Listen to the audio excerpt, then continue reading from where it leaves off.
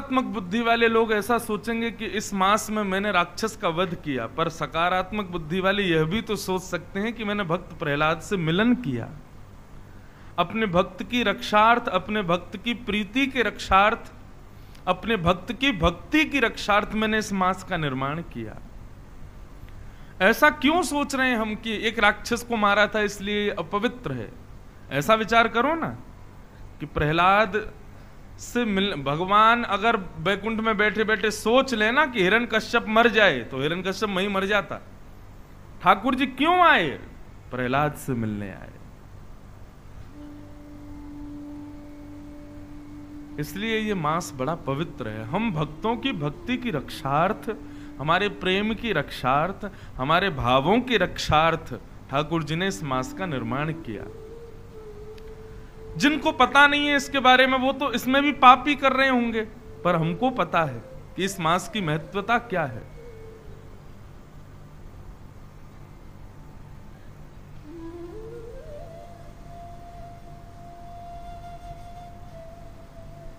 गुरु दुर्वासा कहते हैं कि जब अम्बरीश के यहां प्रसाद पाने के लिए मैं जा रहा था और अम्बरीश ने समय अधिक होने की वजह से जब आचमन कर लिया तो गुरु दुर्वासा ने श्राप दे दिया। बोले कि मेरा इंतजार नहीं किया, मुझसे पहले ही पा लिया। तब भगवान का सुदर्शन चक्र दुर्वासा जी के पीछे दौड़ा। तीनों लोकों में दुर्वासा जी घूमे लेकिन सुदर्शन चक्र नहीं माना। अंततो गत्वा जब भगवान के पास दुर्वासा जी पहुंचे तो भगवान ने कहा कि जाओ अम्बरीश को ही प्रणाम करो, मेरा भक्त जब तुम्हारी रक्षा करेगा तब तुम बचोगे। तब अम्बरीश के पास जाकर के प्रणाम किया, तब सुदर्शन शांत हुए। लेकिन दुर्वासा जी एक जगह कहते हैं कि यदि सुदर्शन चक्र को मुझे मारना होता तो वहीं मार देता, तीनों लोकों में क्यों दौड़ा रहा था? सुदर्शन चक्र की ऐसा तो है नहीं कि उसकी गति धीरे है। दुर्वासा जी तेज दौड़ रहे थे, सुदर्शन चक्र पकड़ नहीं पा रहा था। भगवान का सुदर्शन चक्र जब जहां जिसको चाहे उसको तुरंत तत्क्षण नष्ट कर सकता है। दुर्वासा जी बोले 3 महीने तक मुझे दौड़ा क्यों रहा था?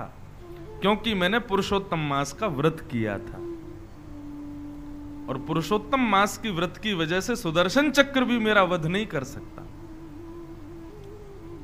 इतना महत्वपूर्ण है ये मास।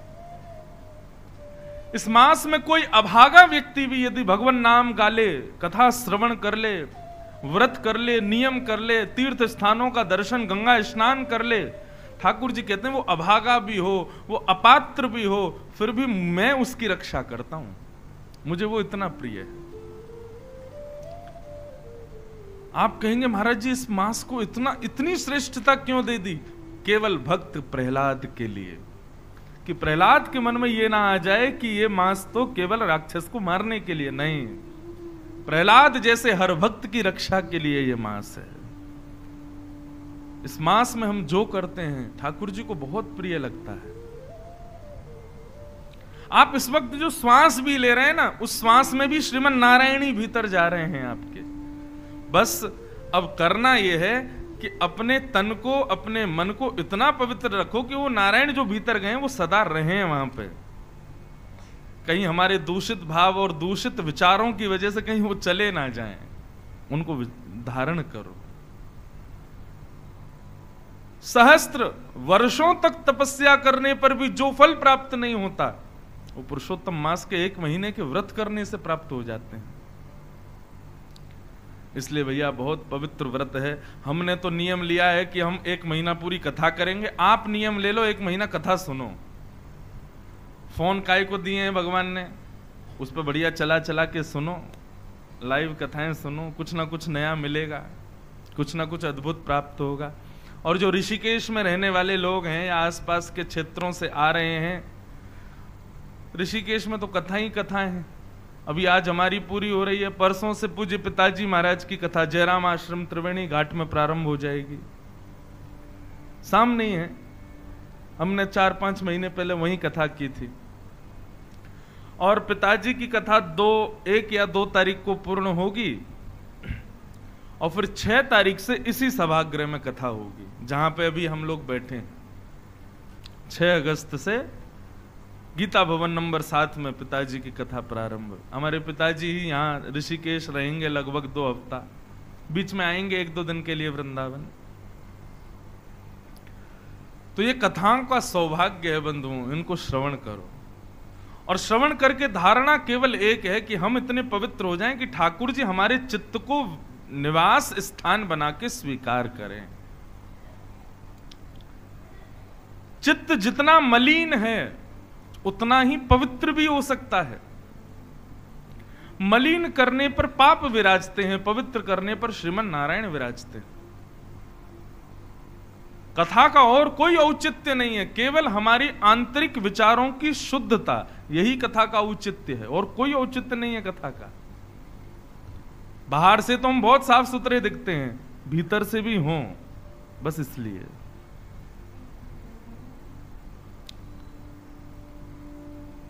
इसलिए भैया खूब भाव से कथा सुनो। अब आज तो 2 ही घंटा कथा है, 10 बजे 10:15 तक हमको विश्राम करना है, तो समय का अभाव है। मन में भाव आ रहा है कि एक प्रसंग है भागवत के 11 स्कंद का, बहुत ज्ञानवर्धक प्रसंग है, जिस प्रसंग को सुनकर के श्री उद्धव जी महाराज बद्रीनाथ चले गए। हम हर साल बद्रीनाथ में कथा करते हैं, परंतु इस वर्ष नहीं कर रहे। एक तो अधिक मास, दूसरा बीच में जोशी मठ में कुछ दरारें आई थी, तो उस वजह से भाव ही नहीं बनाया कि पता नहीं क्या बद्रीनाथ भगवान की इच्छा होगी तो जाएंगे। पर इस वर्ष कथा वहां नहीं है, लेकिन हम हर वर्ष बद्रीनाथ में कथा करते हैं। बद्रीनाथ एक आसन है, पूरा बद्रीनाथ एक आसन है, श्रीमन नारायण का स्वयं का आसन है वो। जैसे आप आसन लगा करके बैठे हैं ना, संतों को आपने देखा होगा, वो कहीं भी जाते हैं अपना आसन संग लेके जाते हैं। आसन पर विराजमान होने से चित्त एकाग्र रहता है। आप नहीं तो प्रयास करके देख लीजिए, अपना आसन संग रखिए, कथा सुनो, भजन करो, कुछ भी करो, अपना आसन बिछा करके उस पर बैठ के करो। धीरे धीरे वो आसन इतना सिद्ध हो जाएगा, उस पर जब बैठोगे, नेत्र बंद करोगे, आपका ध्यान लग जाएगा। बद्रीनाथ क्षेत्र जो है ना, ये पूरा बद्रीनाथ क्षेत्र श्रीमन नारायण का आसन है, भगवान का आसन है। आप अन्य स्थानों पर नेत्रबंद करके भगवान को जबरदस्ती याद करना पड़ेगा आपको, लेकिन बद्रीनाथ में आप नेत्रबंद करोगे, करना नहीं पड़ता, अपने आप ठाकुर जी याद आ जाते हैं। मेरे साथ तो ऐसा ही होता है। तो बद्रीनाथ में मैं अधिकतर भागवत के 11 स्कंद पर कथा करता हूं। 11वां स्कंद भगवान का ललाट है, 11वां स्कंद। श्रीमद् भागवत में 12 स्कंद भगवान के एक एक अंग हैं। जो 11वां स्कंद है वो भगवान का मस्तिष्क है, इतना अद्भुत है, हर प्रश्न का जवाब है 11वें स्कंद में। हमारे ठाकुर जी जितने चंचल हैं, जितने ऊधमी हैं, जितने ब्रज में लीलाएं करते हैं, उतने ही ज्ञानी भी हैं, परम ज्ञानी। ये उपमा बोलने का विषय नहीं कि हमारे ठाकुर जी ज्ञानी हैं, ये बोलना भी एक प्रकार से अपमान जैसा है। ठाकुर जी के लिए थोड़ी बोलना, ठाकुर जी परम ज्ञानियों के एक भी ज्ञानी हैं। और कितना सुंदर भाव कहते हैं। तो मेरा भाव है थोड़ा उसका स्पर्श करके और फिर आज की कथा की भूमिका सुना करके हम कथा विराम करें। नव योगेश्वर संवाद। 9 योगेश्वरों ने राजा निमि को एक संवाद सुनाया, और वही संवाद नारद जी ने भगवान के पिता वसुदेव जी को सुनाया, और वही संवाद भगवान उद्धव को सुना रहे हैं।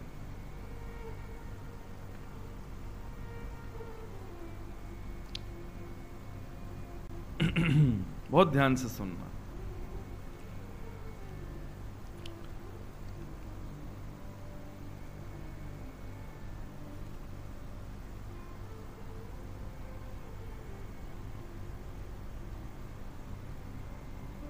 सबसे पहला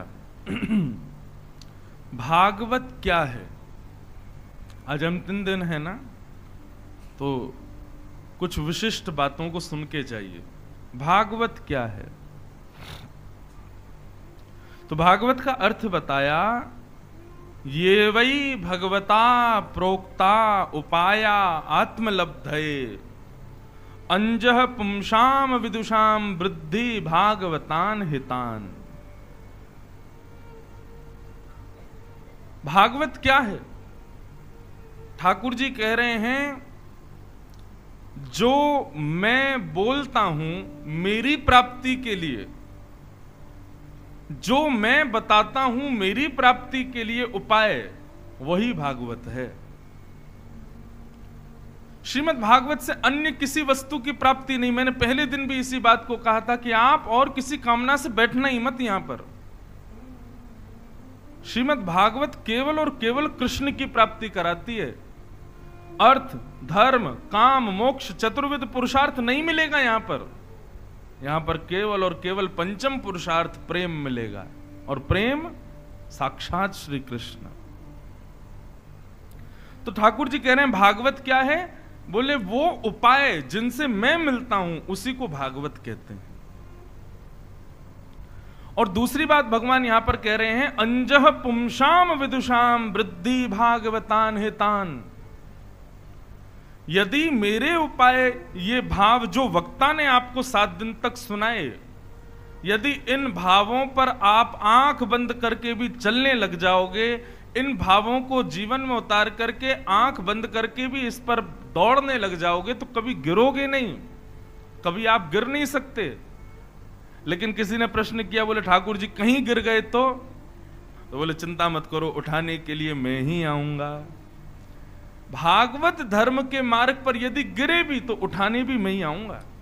पहली बात तो गिरोगे नहीं, और गिरे तो मैं उठाऊंगा, मैं तुम्हारी रक्षा करूंगा।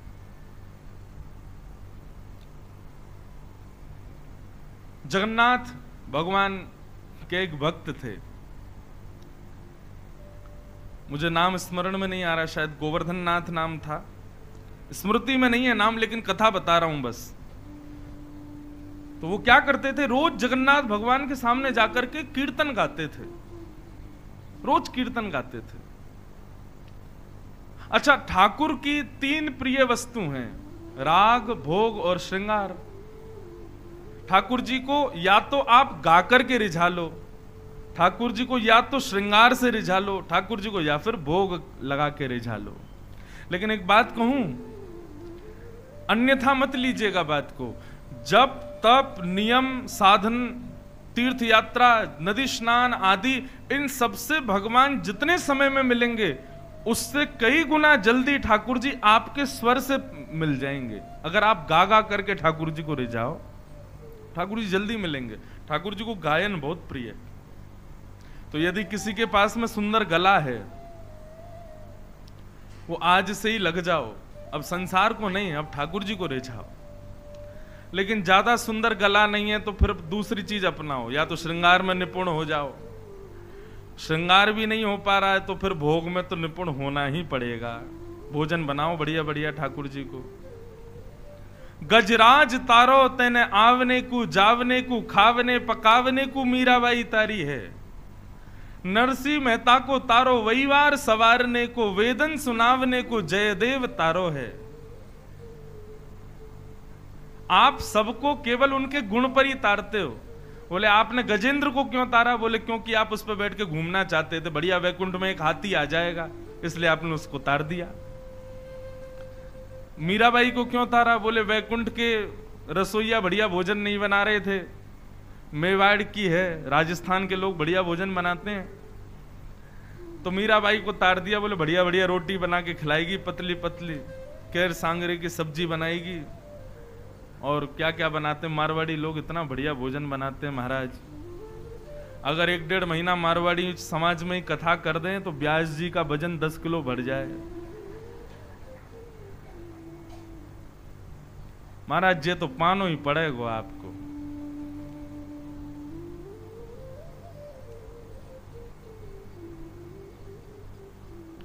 तो ठाकुर जी आपके गुण से रीझते हैं, उनको गुण प्रस्तुत करो। तो वो भक्त थे जगन्नाथ जी के, रोज जगन्नाथ जी के सामने गाते थे। बहुत ध्यान से सुनिएगा, ठाकुर जी भक्ति पथ पर चलने वालों को कैसे बचाते हैं।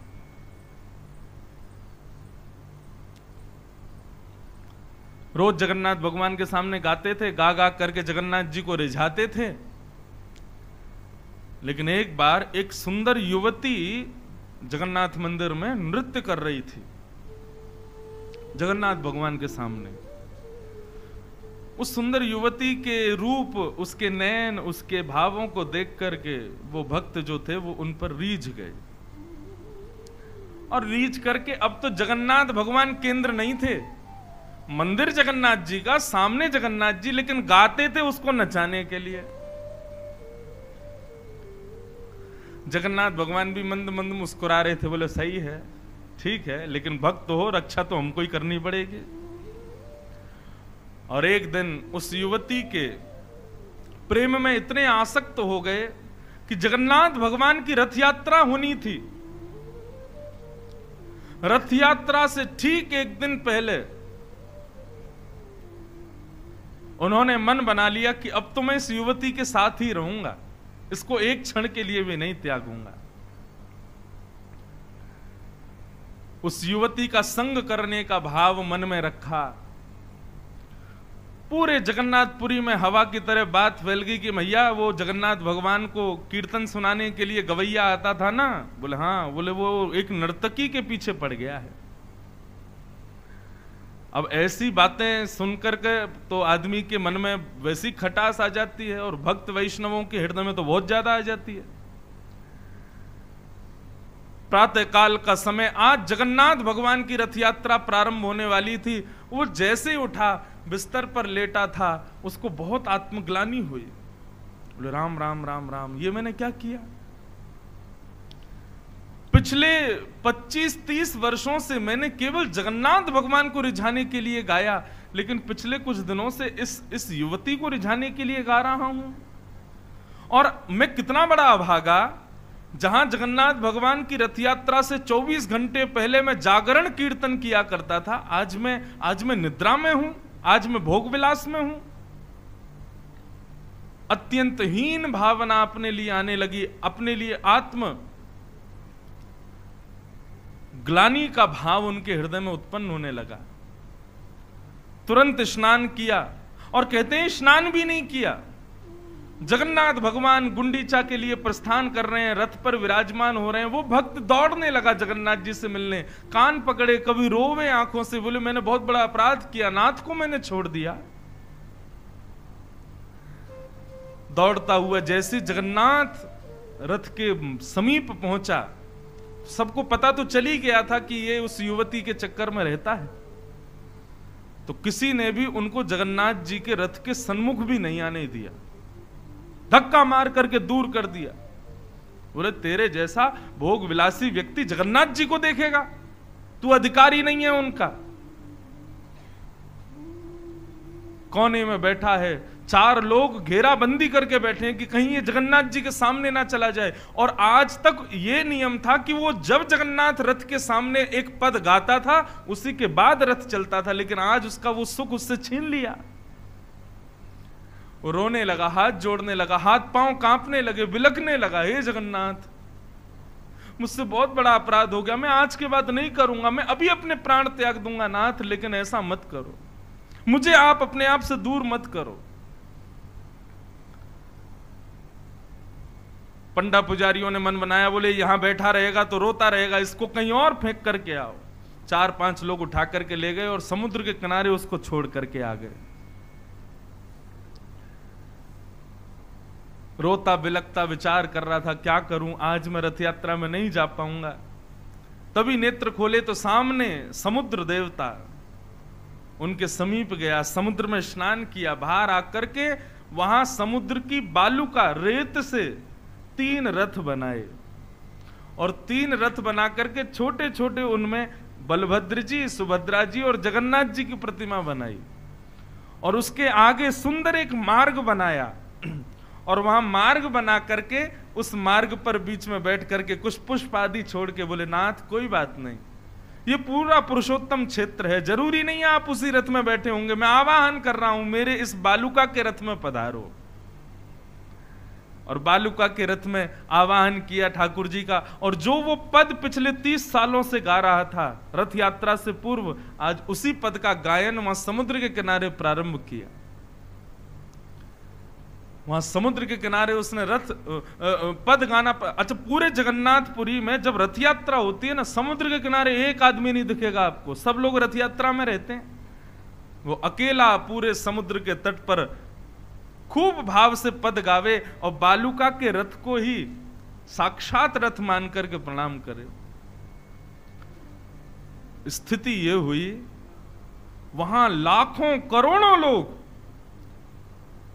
बलभद्र सुभद्रा जी के रथ को खींच रहे हैं। दोनों रथ आगे चल गए, लेकिन जैसे ही जगन्नाथ जी का रथ खींचा तो रथ हिले नहीं अपने स्थान से, बढ़े नहीं आगे। रथ हिले नहीं, रथ चले नहीं। तो आज भी नियम है कि जगन्नाथ जी की कोई भी इच्छा होती है तो वहां के राजा को संकेत मिल जाता है कि जगन्नाथ जी ऐसा चाह रहे हैं। राजा ने जाकर के प्रणाम किया, बोले जय हो जगदीश, कोई अपराध हो गया हम लोगों से?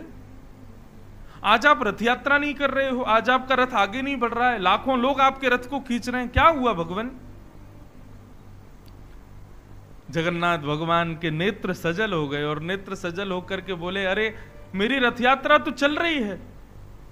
बोले कहां चल रही है भगवान? लाखों लोग खींच रहे हैं, आपका रथ चल ही नहीं रहा। बोले नहीं नहीं, आज मेरा रथ जगन्नाथ गुंडीचा मार्ग पे नहीं चल रहा, आज मेरा रथ समुद्र के किनारे चल रहा है।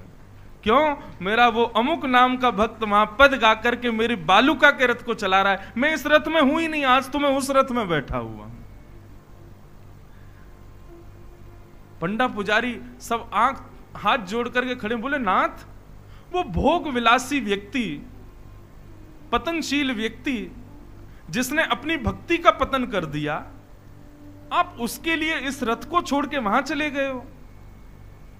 भगवान बोले किसका भक्त है? बोले आपका। किसके लिए गाता है? बोले आपके लिए। यदि मेरा भक्त है, मेरे लिए गाता है, तो जिस प्रकार मां का बालक कभी अपराध कर देता है तो क्या मां उसको त्याग देती है? नहीं त्यागती ना। ऐसी उससे एक अपराध हो गया, तुम चाहते हो मैं उसको त्याग दूं? तुम भले ही त्याग दो, मैं नहीं त्यागूंगा। मेरा काम तो रक्षा करना है, मैं उसको गिरने से बचाऊंगा, मैं उसकी गलतियों को क्षमा करूंगा। इसलिए आज मैं इस रथ में नहीं घूमूंगा, आज तो मेरा रथ वहीं चल रहा है समुद्र किनारे। और तुम चाहते हो कि ये रथ चले, तो उसने जो मेरा रथ बालुका का बनाया है, बालू का बनाया है, उस बालू के रथ में मेरा छोटा सा एक बालू का विग्रह बनाया है, उस विग्रह को बड़ी सावधानी से उठा करके इस रथ में लाके जब विराजमान करोगे तब ये रथ चलेगा। क्योंकि आज मैं यहां हुई नहीं, मैं तो उस रथ में बैठा हूं। लाखों लोग नतमस्तक हो गए, जगन्नाथ भगवान आपकी लीला आप ही जानो। राजा गए और वहां देखा कि अलमस्त होकर के वो भक्त समुद्र किनारे अकेला नाच रहा था और सामने 3 बालुका के रथ छोटे छोटे, और उनमें छोटी छोटी गोल गोल पिंडियां रखी थी। राजा ने जाके सारा वृत्तांत बताया और आवाहन करके जगन्नाथ जी का वो छोटा सा बालुका का विग्रह हाथ में लिया और लेकर के कीर्तन करते हुए आए। जैसे ही रथ में उसको पधराया, विशाल जगन्नाथ जी के स्वरूप के सामने छोटी सी बालुका के उस विग्रह को पधराते ही रथ अपने आप चलने लग गया। बोलो जगन्नाथ भगवान की। अपने भक्त को पतन से बचाते हैं ठाकुर जी। वही बात यहां पर कह रहे हैं। ये भैया भागवत आपने 7 दिन तक सुनी है, इन सुनी हुई बातों को केवल सुनने तक सीमित मत रखना, अपने जीवन में लाना। आप जीवन में लाकर के जब इन कहे गए मार्गों पर चलने लगोगे तो कभी गिरोगे नहीं, और कभी गिरोगे तो मैं हूं ना, मैं रक्षा करूंगा। भक्ति के पथ पर एक बार अग्रसित हो जाइए, फिर आपका पतन भी होगा तो ठाकुर जी रक्षा के लिए खड़े।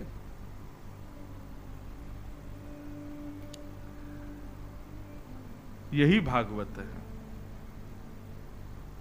भागवत एक मार्ग है, उस मार्ग के अनुगामी हो जाओ। कौन हुए? गोस्वामी तुलसीदास हुए, सूरदास हुए, इस मार्ग के अनुगामी। रैदास हुए, कबीरदास हुए, और अब समकाल की बात करो, स्वामी श्री राम सुखदास जी हुए। पूज्य भाई जी हनुमान प्रसाद पोद्दार जी हुए, जयदयाल गोयनका जी सेठ जी हुए, राधा बाबा हुए, हमारे गोवर्धन के श्री पंडित गया प्रसाद जी महाराज हुए, इस मार्ग के अनुगामी। हमको पता चल जाए कि इस मार्ग पर चलकर के कोई सक्सेसफुली पहुंच गया है, तो क्यों ना हम भी उस मार्ग पर चलें।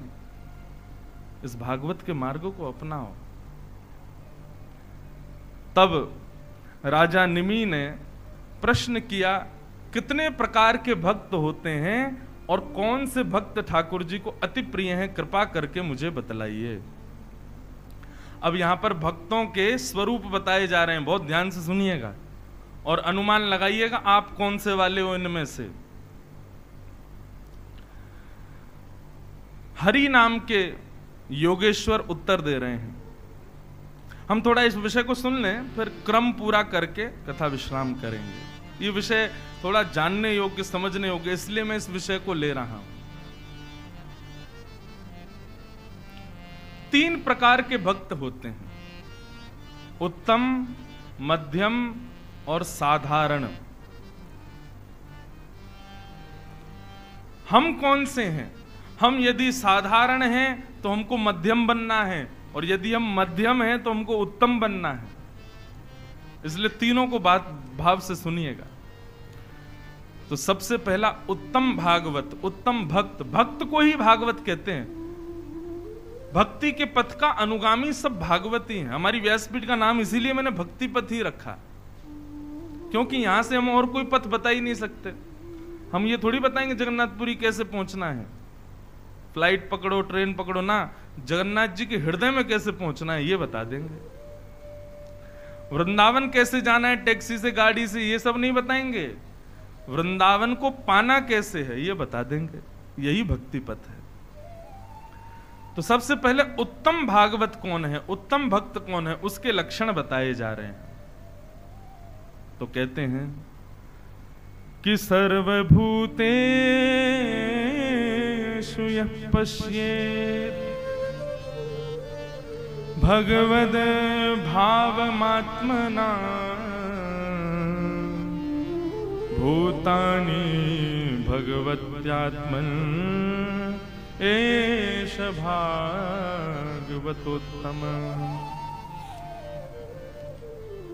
उत्तम भागवत कौन? बोले जब सबको देखे तो सब में भगवान को देखे, जब सबको देखे तो सब में भगवान को देखे, और जब भगवान को देखे तो सबको भगवान में देखे। ये उत्तम भागवत। तुम्ही हो माता पिता, तुम्ही हो, तुम्ही हो बंधु सखा, तुम्ही त्वमेव माता च पिता, त्वमेव त्वमेव बंधु च सखा, त्वमेव। जब सबको देखे, भाई बंधु आदि आदि संसार के जितने भी लोग हैं, तो सब में भगवान को ही देखे। ये मेरी पत्नी है, इसमें भी भगवान विराज रहे हैं, ये मेरे बच्चे, इनमें भी भगवान है, ये मेरे ससुर जी, इनमें भी भगवान है, ये पिताजी, इनमें भी भगवान है, ये मेरे मित्र, इनमें भी भगवान है, ये रिक्शा वाले भैया, इनमें भी भगवान है, ये कैमरा वाले भैया, इनमें भी भगवान है, तबला वाले भैया, इनमें तो साक्षात भगवान है। सब में भगवान है। सबको देखे तो सब में भगवान को देखे। लेकिन जब श्री राधा रमण जी के सामने जावे, श्री राधा वल्लभ जी के सन्मुख जावे, श्री वृंदावन बिहारी लाल के बद्रीनाथ भगवान के सन्मुख जावे, उस समय बगल में भाई बंधु मित्र सखा कौन खड़े हैं? कोई नहीं, सब यही हैं जो सामने खड़े हैं। यही मेरी माँ है, यही पिता है, यही सखा है, यही बंधु हैं, यही शत्रु हैं, यही सब कुछ है मेरे। ये उत्तम भागवत का लक्षण है। सर्वभूतेषु यः पश्येत् भगवद भावमात्मनः भूतानि भगवन्त्यात्मन एष भागवतोत्तमः। ये उत्तम भागवत। तो एक बात तो सिद्ध हो गई, क्या हम उत्तम तो नहीं हैं हम उत्तम? देखना जरा अपने अगल बगल वालों को, दिख रहे हैं उनमें भगवान आपको? नहीं दिखेंगे। और जब तक नहीं दिखें, अच्छा एक बात बताऊं, मैं यहां पे थोड़ा संशोधन करूं, संशोधन नहीं है, अपना भाव प्रस्तुत कर रहा हूं। सब में भगवान नहीं दिख सकते आपको, लेकिन सब में सद्गुण दिख सकते हैं। खोजने बैठो तो सब गुणवान हैं संसार में, ऐसा हो ही नहीं सकता कि किसी में गुण ना हो, सब में। हम भगवान नहीं देख सकते, लेकिन हम गुण तो देख सकते हैं। लेकिन हमारी दृष्टि कैसी, अवगुण देखने की ही है। कोई हमको बताए भी ना, महाराज जी इसमें ये गुण है, तब भी हम आंख खोल करके देखते हैं, अच्छा महाराज जी भले ही बोल रहे हो, लेकिन मुझको तो यही दिख रहा है, ये ऐसा है। अवगुण ही देखते हैं हम लोग। कई बार हम कथा करने जाते हैं, जगह जगह लोग बुलाते हैं, तो कई बार कई जगह अपरिचित लोग होते हैं, नहीं जानते। अपरिचित लोग जो होते हैं वो कथा को ऐसे सुनते हैं, परीक्षा के भाव से, सुने तो सही व्यास जी को आता कितना है। और जब आप इस भाव से बैठोगे ना, तो आप 100 नहीं 1000 गलतियां निकालोगे। ऐसे क्यों करते हैं, ये क्यों बोलते हैं, ऐसा क्यों बोलते हैं, ये क्यों हो रहा है, ऐसे क्यों हो रहा है। अवगुण ही क्यों देखते हैं हम, गुण देख सकते हैं ना। भगवान नहीं दिख सकते, लेकिन गुण दिख सकता है सबके अंदर। तो जब सबको देखो तो सब में गुण देखो, और जब ठाकुर जी को देखो तो सबको ठाकुर जी में देखो। ऐसा भाव समझ में आया। ये उत्तम भागवत, ये सर्वश्रेष्ठ भक्त का लक्षण है।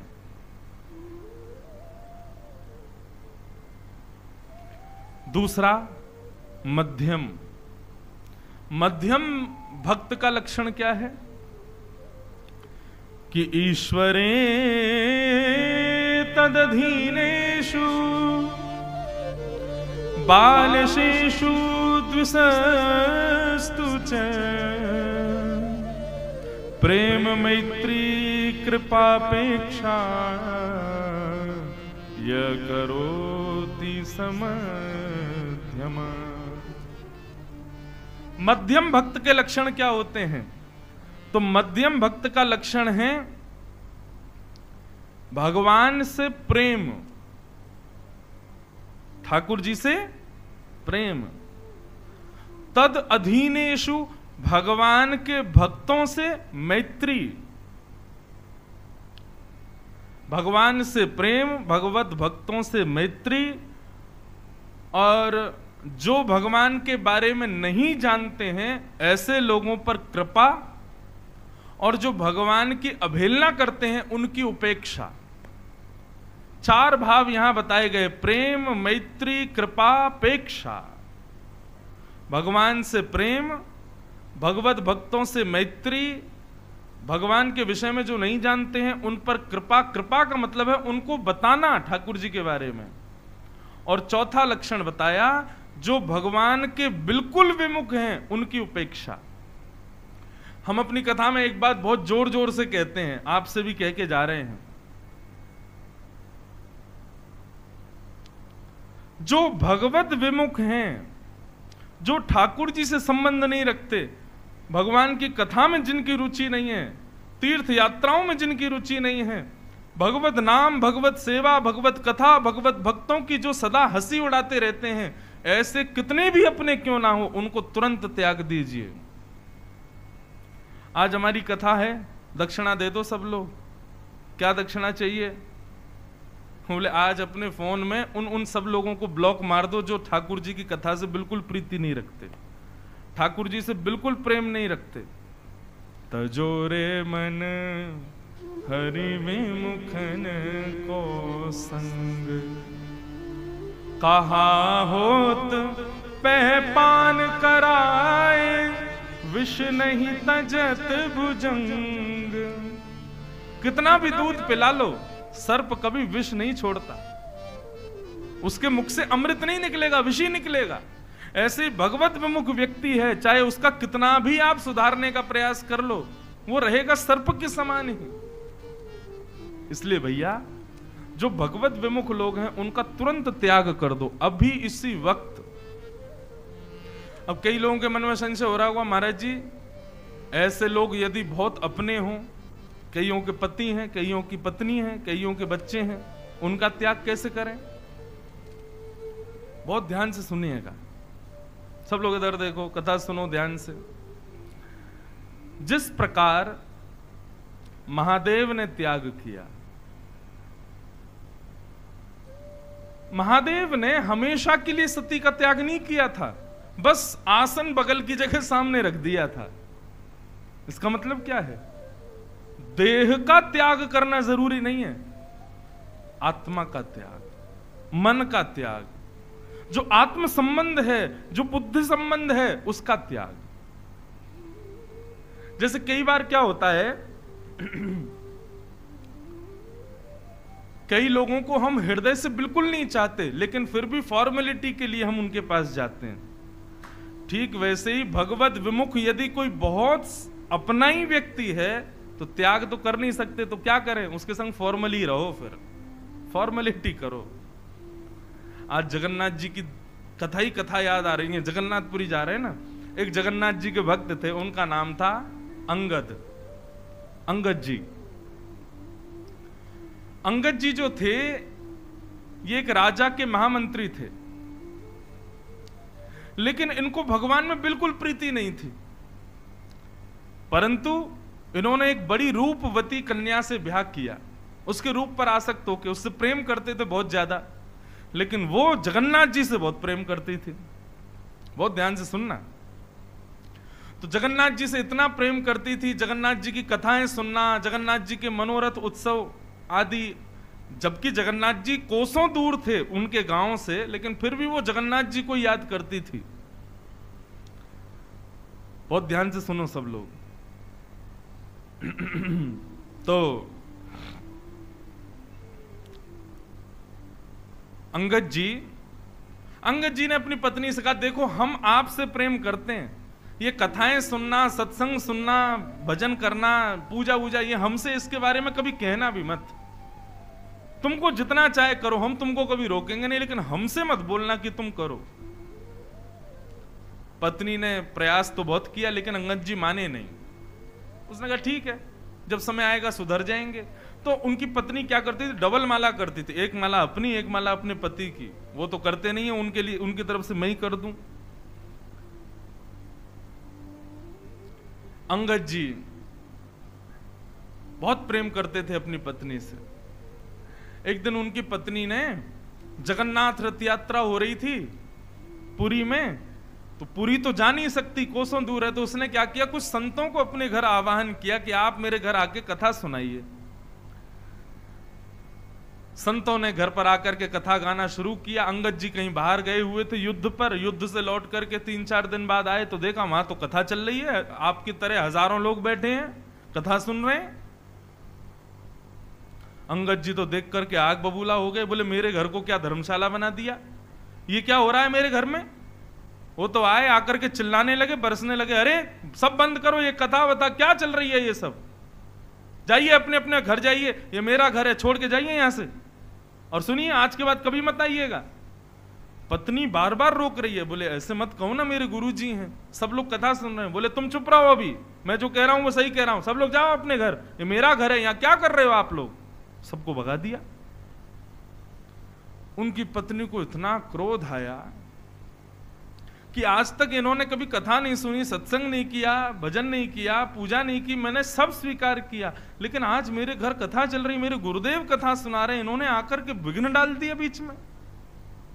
अरे भगवत विमुख चाहे कितना भी प्रिय पति क्यों ना हो, मैं ऐसे पति का त्याग करती हूं आज। और उन्होंने अपने हाथ में जल लिया और जल लेकर के अपने पति के सामने संकल्प किया, बोले आज के बाद देखो मैं देह से आपका त्याग नहीं करूंगी, क्योंकि मेरे माता पिता ने आपसे मेरा ब्याह कराया।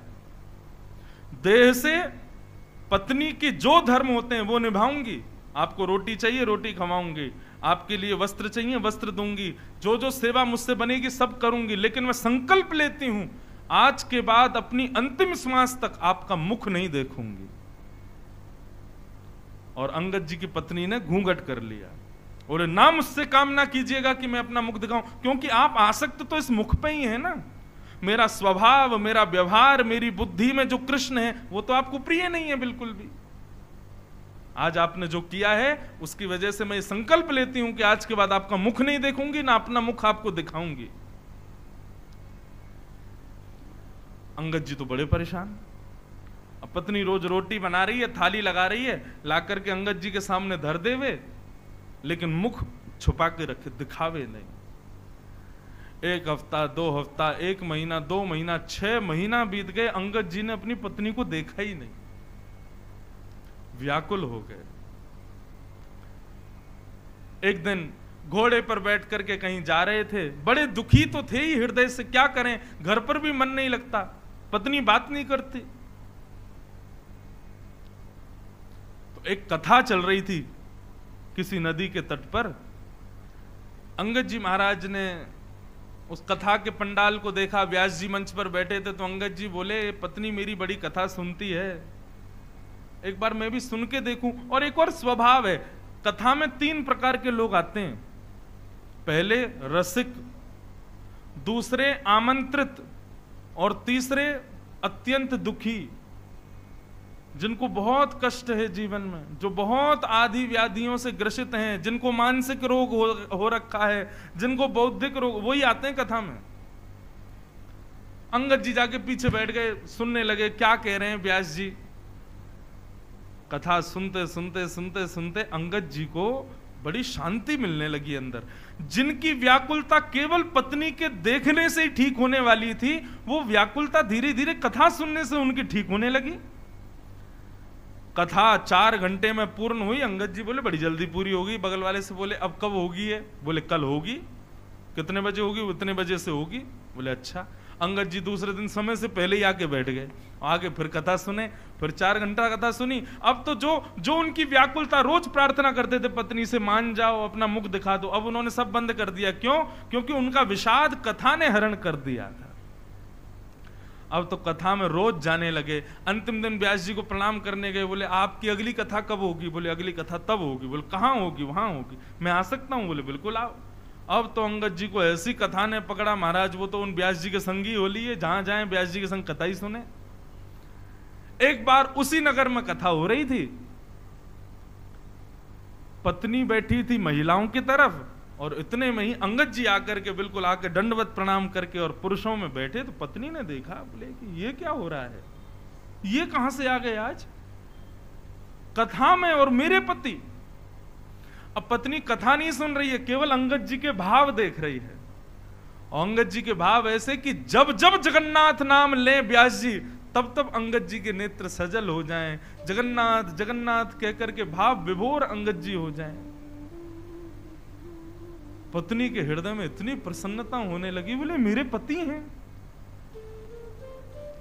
जो संकल्प लिया था कि भगवत विमुख पति है तो इसको देखूंगी नहीं, आज उस संकल्प का त्याग कर दिया। बोले अब भगवत सन्मुख हो गए हैं, ऐसे पति को तो नित्य प्रणाम करूंगी अब मैं। आज जैसे ही अंगद जी घर आए, पत्नी ने अंगद जी को देखते ही अपना घूंघट ऊपर किया, बोले कि आप, मैं जान गई हूं कि अब आप भगवत भक्त हो गए हैं, आप कथा सुनते हैं, भगवान का भजन करते हैं, अब मैं अपना संकल्प तोड़ती हूं, अब आप जितना चाहो हमारा रूप देखो। अंगद जी बोले देवी, पहले मुझे लगता था तुमसे सुंदर कोई नहीं, लेकिन अब लगता है जगन्नाथ से सुंदर कोई नहीं है। अब मुझे तुम्हारे रूप की आसक्ति नहीं है, अब तो बस मैं इंतजार कर रहा हूं कब पुरी जाऊंगा, कब जगन्नाथ जी को निहारूंगा, कब मेरा वो संकल्प पूर्ण होगा।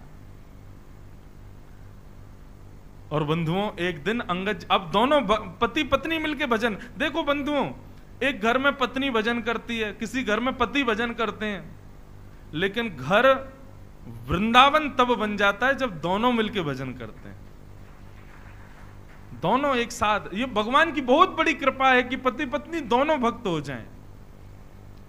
इसलिए भैया जितने भी कुंवारे लोग यहां बैठे हो, जिनके ब्याह व्याह नहीं हुए हैं, वो पुरुषोत्तम मास में गंगा जी से यही प्रार्थना करो कि हमको भी भक्त ही मिले जो मिले, क्योंकि भगवत विमुख व्यक्ति के साथ भक्त को अपना जीवन काटना बहुत मुश्किल पड़ जाएगा। और आज की डेट ऐसी है, आज की स्थितियां ऐसी हैं कि भक्त मिलने बहुत मुश्किल है। तो पुरुषोत्तम मास का कुंवारे लोग तो इसीलिए व्रत करो, पंडित जी लोगों में भी जो कुंवारे बैठे हों, हमारे मंच पे भी है कोई कुंवारो भैया तुम में? 2-4 लोग हैं। एक तो हम भी कुंवारे हैं। तो गंगा जी के तट पे भैया प्रार्थना करो कि भगवत भक्ति मिले जीवन में, है ना पंडित जी? यही गलैया पाठ करी हो पुरुषोत्तम मास में। तो अंगद जी का जगन्नाथ जी से मिलन, ये भी बड़ी सुंदर कथा है कि श्री अंगद जी महाराज एक बार राजा के साथ में कहीं युद्ध करने गए, तो नियम होता था कि राजा जब जीत जाते हैं ना, तो सारे हारे हुए राजा का सारा धन हरण करके ले आते हैं, सब ले आते हैं। तो अंगद जी को राजा ने कहा, महामंत्री जी जाओ इसके सारे तहखाने ले आओ, जितना इसके पास धन है। अंगद जी सब रखवा रहे थे, उसमें एक मणि रखी थी, बड़ी सुंदर मणि। उस मणि को जब अंगद जी ने देखा, तो मणि देख करके अंगद जी के मन में भाव आया कि मैं जगन्नाथ जी जाऊंगा, रोज सोचता हूं कि जगन्नाथ जी को पहली बार देखूंगा तो कुछ देना चाहिए। तो अंगद जी को मणि भा गई। अंगद जी ने कहा कि राजा सारे धन को ले जाए, लेकिन इस मणि को तो मैं ले जाऊंगा, जगन्नाथपुरी जब जाऊंगा तब जगन्नाथ जी को दूंगा। तो अंगद जी ने धीरे से उस मणि को उठाकर अपनी पगड़ी में छुपा लिया। 2-4 सैनिकों ने देख लिया, उन्होंने कहा ये अंगद जी आप ठीक नहीं कर रहे। बोले भैया देख, अपने प्रयोग के लिए नहीं ले रहा, मैं जगन्नाथ जी को अर्पित करना चाहता हूं, मेरा भाव है, और जब अर्पित हो जाएगी तब राजा को बता दूंगा। लेकिन सैनिकों ने जाकर के राजा को बता दिया कि अंगद जी ने एक मणि अपनी पगड़ी में छुपा ली है। राजा ने प्रयास किया अंगद जी को मरवाने का, अंगद जी के ऊपर खूब प्रयास किए कुठाराघात करने के, लेकिन अंगद जी ने मणि नहीं दी। एक दिन रात्रि में अपनी पत्नी से बोले, देवी राजा मेरे पीछे पड़ा है, वो मणि छुड़ा लेगा, हमको शीघ्र जगन्नाथपुरी जाना चाहिए। बोले क्या करें? बोले अभी चलो। रात्रि में ही अपनी पत्नी के साथ बैलगाड़ी में बैठ करके जगन्नाथपुरी जाने लगे। किसी सैनिक ने जाकर के राजा को बता दिया, बोले अंगद जी तो निकल गए, फरार हो गए हमारे नगर से। राजा ने सेना भेज दी, बोले जाकर के जहां मिल जाएं वहीं सर धर से अलग कर देना, पहले मणि ले लेना। सैनिकों ने जाकर के बीच रास्ते में ही अंगद जी को घेर लिया। आधी रात हो रही थी, बहुत ध्यान से सुनो। अंगद जी से कहा, देखिए अंगद जी वो मणि आपके पास है, आप कृपा करके उस मणि को दे दीजिए, हम आपको कुछ नहीं कहेंगे, लेकिन नहीं देंगे तो हम आपका सर धर से अलग कर देंगे। अंगद जी ने तुरंत पगड़ी में से मणि निकाली और मणि निकाल करके बोले, देखिए मैं मणि आपको देने को तैयार हूं, लेकिन अंतिम इच्छा मेरी एक पूरी करवा दो। बोले क्या? ये जो सरोवर है, मैं इस सरोवर में स्नान करना चाहता हूं। सैनिक बोले ठीक है, आज्ञा है, आप स्नान कर लीजिए। अंगद जी ने उस सरोवर में गोता लगाया और गोता लगाने के बाद मणि को हाथ में लिया और कहा, हे जगन्नाथ मैं आपके पास नहीं आ सकता, पर आपकी भुजाएं बड़ी विशाल हैं, आप तो मेरे पास आ सकते हैं ना। मैं आपके पास इस वस्तु को पहुंचा पाऊं नहीं पहुंचा पाऊं, लेकिन आप इस वस्तु को यहीं से स्वीकार करो।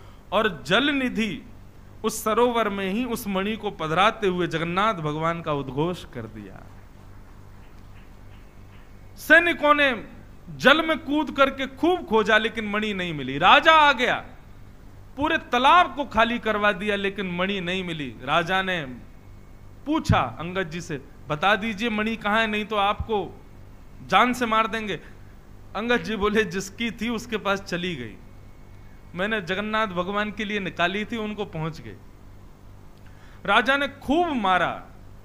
अंगद जी बोले, भाई तू मेरी बात का विश्वास कर, मेरे को पूर्ण विश्वास है कि मैंने जगन्नाथ जी को अर्पित की और वो जगन्नाथ जी को पहुंच चुकी है।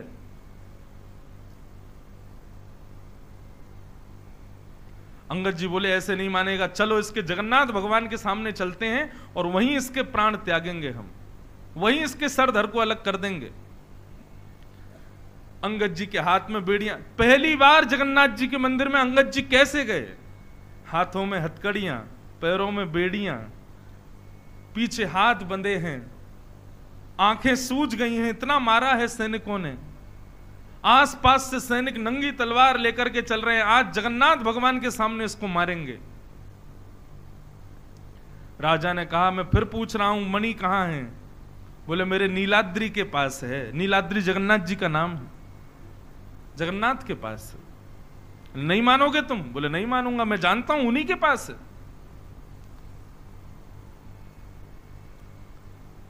सबके संग जैसे ही अंगद जी को लेकर जगन्नाथ जी के सन्मुख पहुंचे, और राजा हैं, पुजारियों को आज्ञा की, बोले तुरंत कपाट खोलिए जगन्नाथ जी के, आज उन्हीं के सामने इसकी बलि चढ़ाऊंगा, मैं इसको जान से मारूंगा।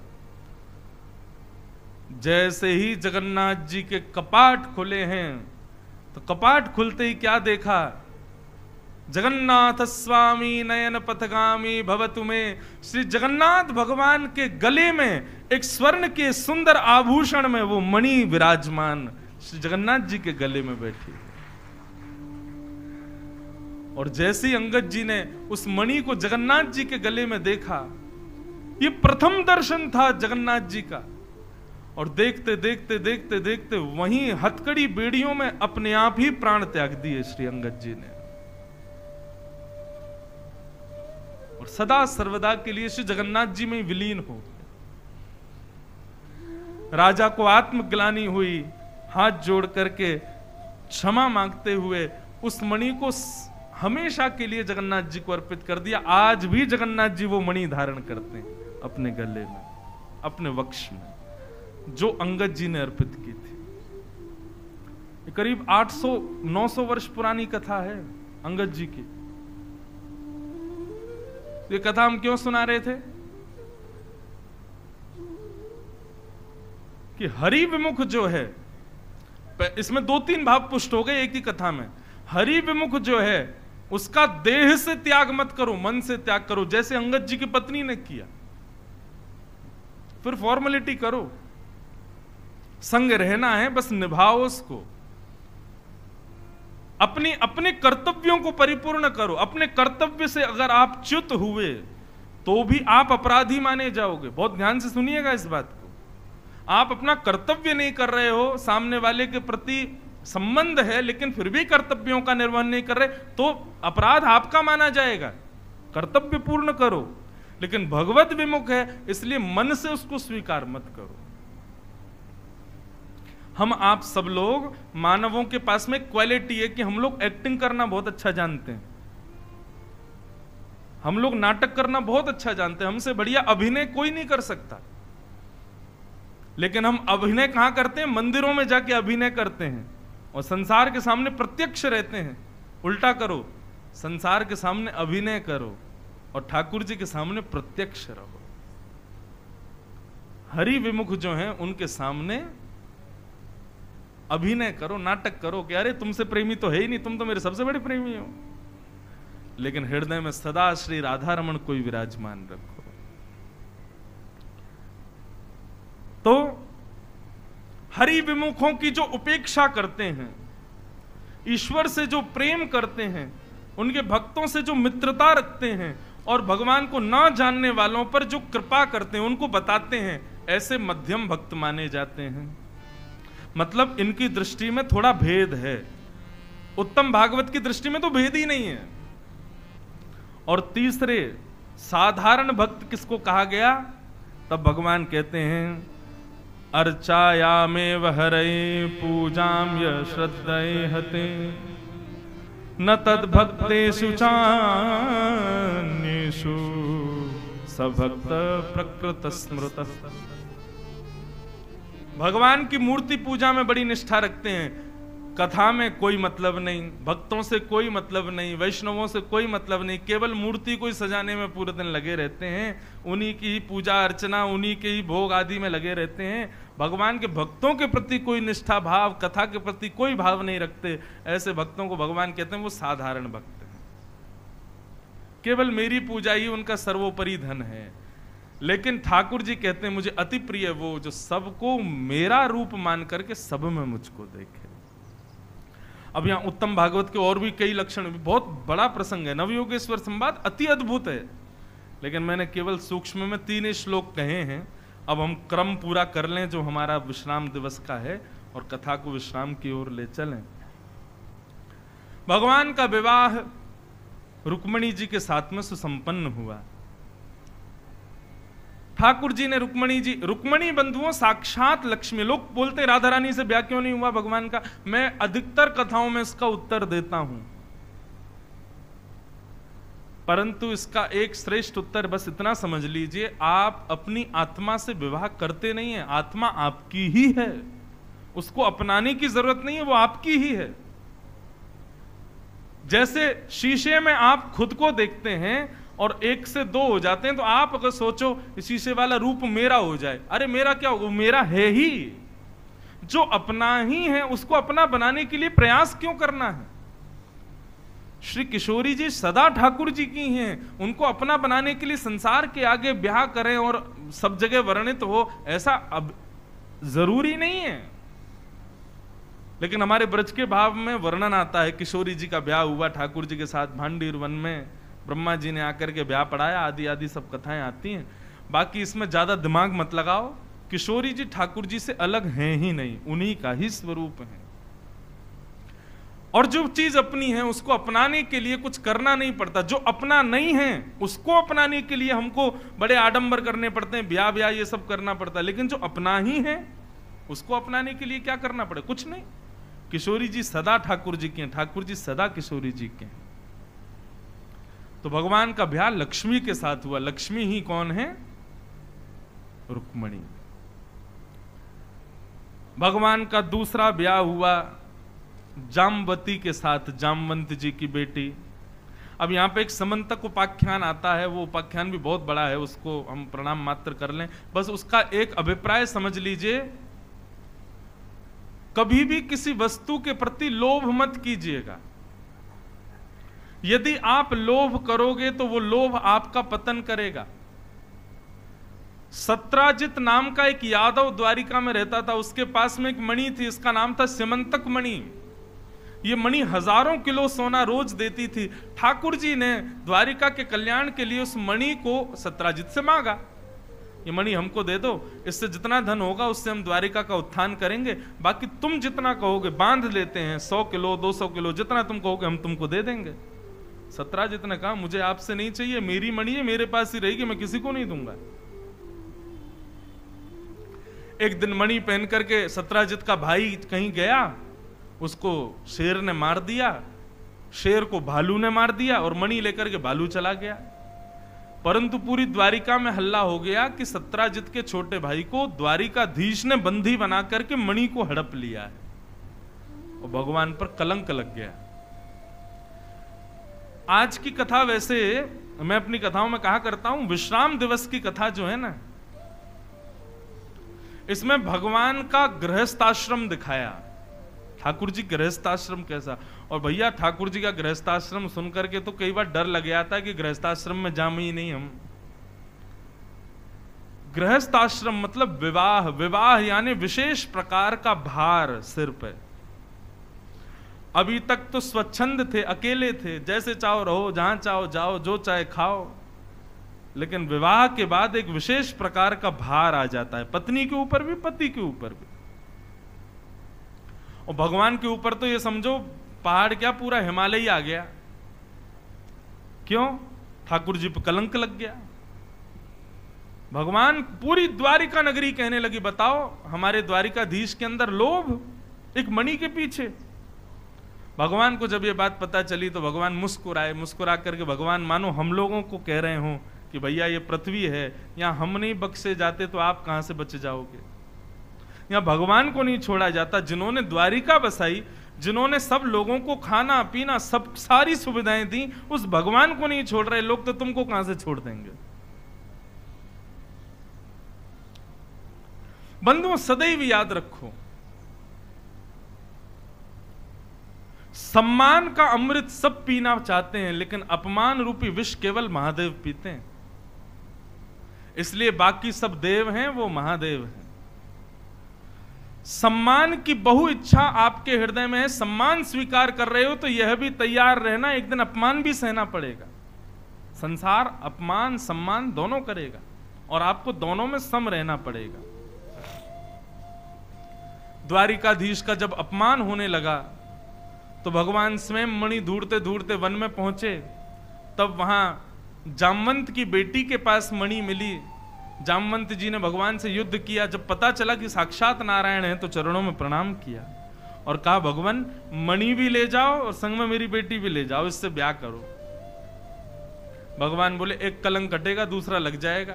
बोले क्या? बोले भालू की बेटी से ब्याह करे आए, बताओ। इनके लिए इंसान कम पड़ गए थे जो भालू की बेटी से ब्याह किया। जामवंत जी बोले ये सब मर्यादा पुरुषोत्तम आप त्रेता में थे, अभी द्वापर में आप लीला पुरुषोत्तम हो, कर सकते हो आप, मेरी बेटी से ब्याह करो। और भगवान ने जामवती के साथ ब्याह किया। तीसरा ब्याह हुआ भगवान का जिसकी मणि थी सत्राजित, उसी की बेटी से। क्यों? क्योंकि जब मणि ला करके भगवान ने सबको दिखा दी और गवाही जामवती ने दी कि ये मणि हमारे पास थी, तो द्वारिका के लोगों ने भगवान से क्षमा मांगी, क्षमा करना भगवान, हमने आपका अपमान किया। और सब द्वारिका के लोग ढूंढने लगे कहां है सत्राजित जिसने भगवान पर कलंक लगाया। तो सत्राजित ने कलंक से बचने के लिए अपनी बेटी का ब्याह भगवान से कर दिया। और तीसरा ब्याह भगवान का हुआ सत्यभामा, सत्राजित की बेटी। तीसरा ब्याह हुआ भगवान का श्री यमुना महारानी की जय। श्री यमुना जी के साथ में भगवान का ब्याह हुआ।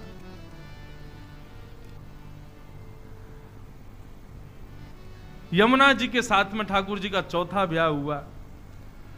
पांचवा, छठवा, सातवां, ऐसे 8 ब्याह भगवान के हुए। उसके बाद एक भौमासुर नाम का दैत्य था, उसके यहाँ 20,000 राजकुमारियों को बंदी बनाने का संकल्प था उसका, और एक साथ सबसे ब्याह करना चाहता था। 16,100 राजकुमारियों को बंदी बना चुका था। भगवान को जैसे ये बात पता चली, भगवान उन राजकुमारियों को मुक्त कराने के लिए भौमासुर का वध करते हैं। परंतु वह सब राजकुमारियां कहती हैं भगवान अब हमको घर वाले स्वीकार नहीं करेंगे, कृपा कर आप ही स्वीकार कर लो। तो भगवान ने 16,100 राजकुमारियों के साथ विवाह किया। बोलो द्वारिकाधीश की। कितने ब्याह हो गए ठाकुर जी के? 16,108। इस प्रकार ठाकुर जी के विवाह हुए। आगे फिर भागवत में प्रणय गीत सुनाया गया, राजा नृण की कथा बताई गई, दान का विषय बताया गया। दान के बारे में बंधुओं इतना समझ लीजिए, कभी भी किसी कुपात्र को दान मत कीजिए, सदैव सत्पात्र जान करके ही दान कीजिए। कई बार भिक्षुक लोग मिल जाते हैं और वे मांगते हैं, आप उनको तुरंत मुक्त होने के लिए पीछा नहीं करें, आप दे देते हो। इससे बढ़िया कुछ सामग्री रखा करो पास में, या किसी दुकान से कोई सामग्री दिला दो, लेकिन धन का दान किसी को भी मत करो। धन का दान तो योग्य स्थान जान करके ही करो, क्योंकि धन लक्ष्मी है। लक्ष्मी को सदव्यवस्थित स्थान पर ही देना चाहिए।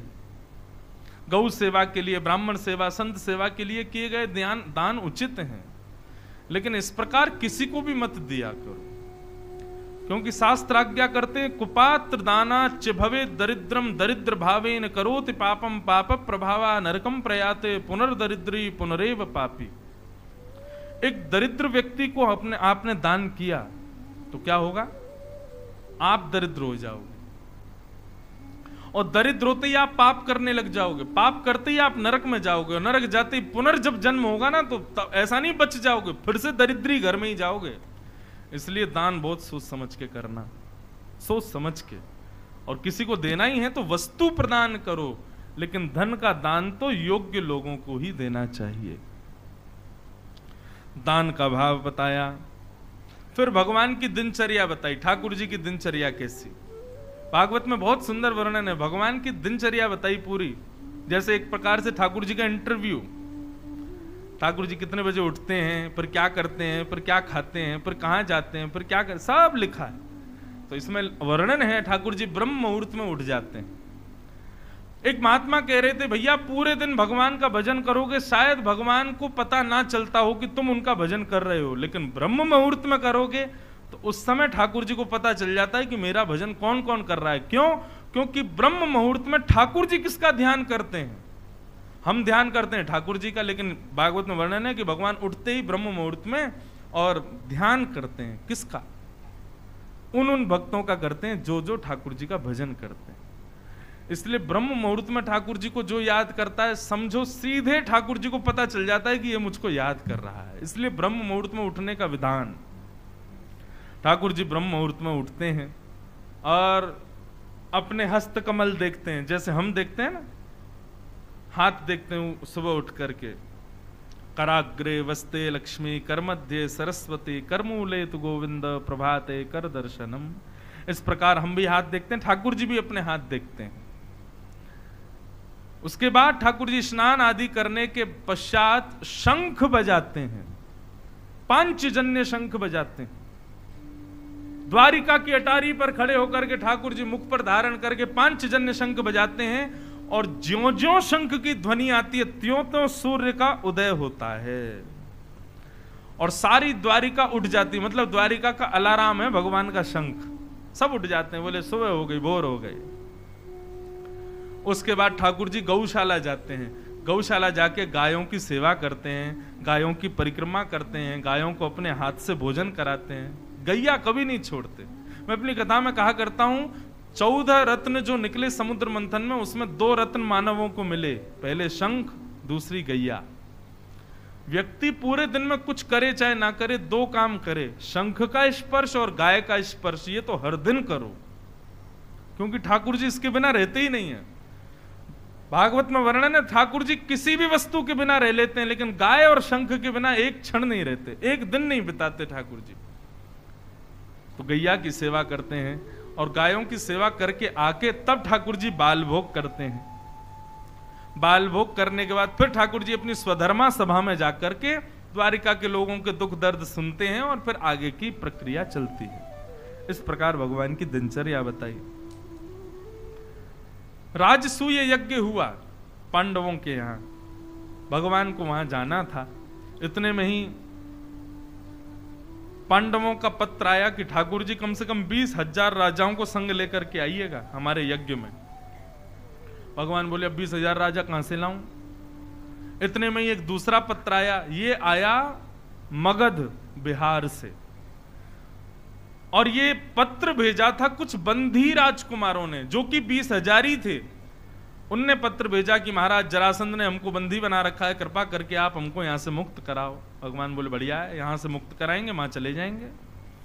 ठाकुर जी अर्जुन और भीम को लेकर के जरासंध के यहां गए, ब्राह्मण का रूप धारण करके गए। ये वही जरासंध है जिसको 17 बार भगवान ने हरा दिया था।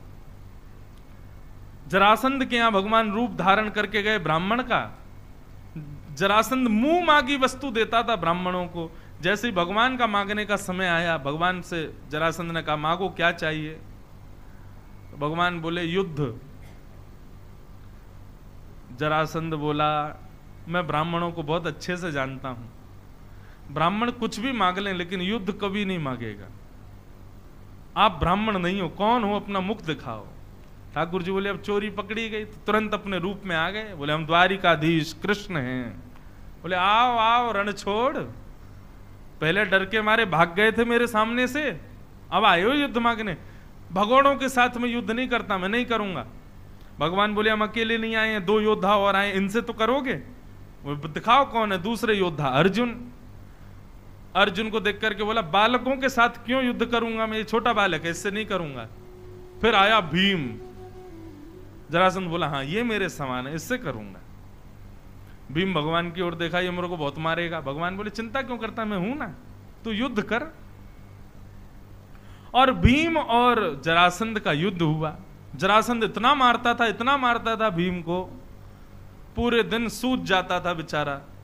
और यहां अर्जुन और कृष्ण दोनों केला खा रहे हैं, कभी सेब खा रहे हैं, कभी मालपुआ खा रहे हैं। क्यों, मेहमान हैं जरासंध के, इनसे युद्ध तो करेगा नहीं वो।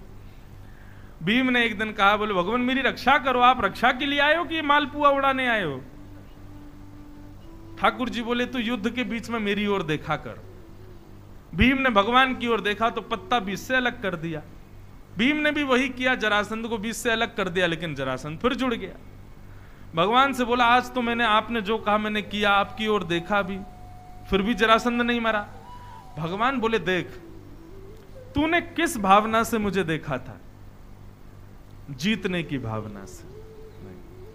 कर्म फल त्याग, फल पहले मत सोच भीम, जीतेगा कि हारेगा ये मेरे हाथ में है, ये परमात्मा के हाथ में, तेरे हाथ में नहीं है। तो इस भाव से मेरी ओर मत देख के तुझे जीतना है, तू बस कृपा की भाव से, कृपा की आकांक्षा के भाव से देख मेरी ओर। तो आज भीम ने युद्ध करते करते दीन भाव से जब भगवान की ओर देखा तो धैर्य मन में आ गया, और धैर्य आते ही भगवान ने पत्ता अलग किया, विपरीत दिशा में फेंका, और आज जरासंध ने भीम ने उसी प्रकार जरासंध को बीच से अलग करके विपरीत दिशा में फेंका और उसकी मृत्यु हो गई। बोलो भक्तवत्सल भगवान की। इसका इतना सुंदर अर्थ टीकाकार करते हैं, बोले देखो भीम कौन है? भीम है हम लोग, जीवात्मा। जरासंध कौन है? जरासंध हमारे कर्म। जरासंध ने कहा था कि रात्रि होते ही आप लोग मेरे मेहमान हो और दिन होते ही आप मेरे शत्रु हो। कर्म भी तो यही करता है, सूर्य उदय होते ही हमसे लड़ने लग जाता है हमारा कर्म, लेकिन जैसे जैसे शाम होती है तो शाम होते होते हमारी सारी भावनाएं, सारे बात जो है विश्राम की ओर चली जाती हैं। रात में हम सो जाते हैं, खा पी करके टेंशन मुक्त हो जाते हैं। क्यों? कर्म उस समय हमको मेहमान मानता है, लेकिन दिन होते ही कर्म हमसे लड़ने लग जाता है। ठाकुर जी कहते हैं तुम कर्म को कभी परास्त नहीं कर पाओगे, जरासंध को कभी नहीं हरा पाओगे। कब हरा पाओगे? केवल मेरी ओर कृपा की आकांक्षा से जब देखोगे तभी हरा सकते हो।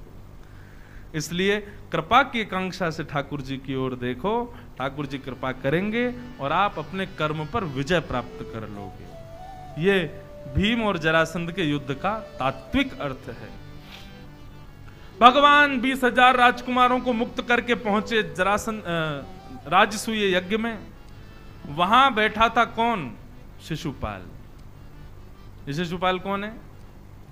रुक्मणी जी का पहले इससे ब्याह होने वाला था, सगाई हो चुकी थी, और आज शिशुपाल जब वहां बैठा था, इसने जैसे ही देखा रथ आया द्वारिकाधीश का, जलने लगी ज्वाला।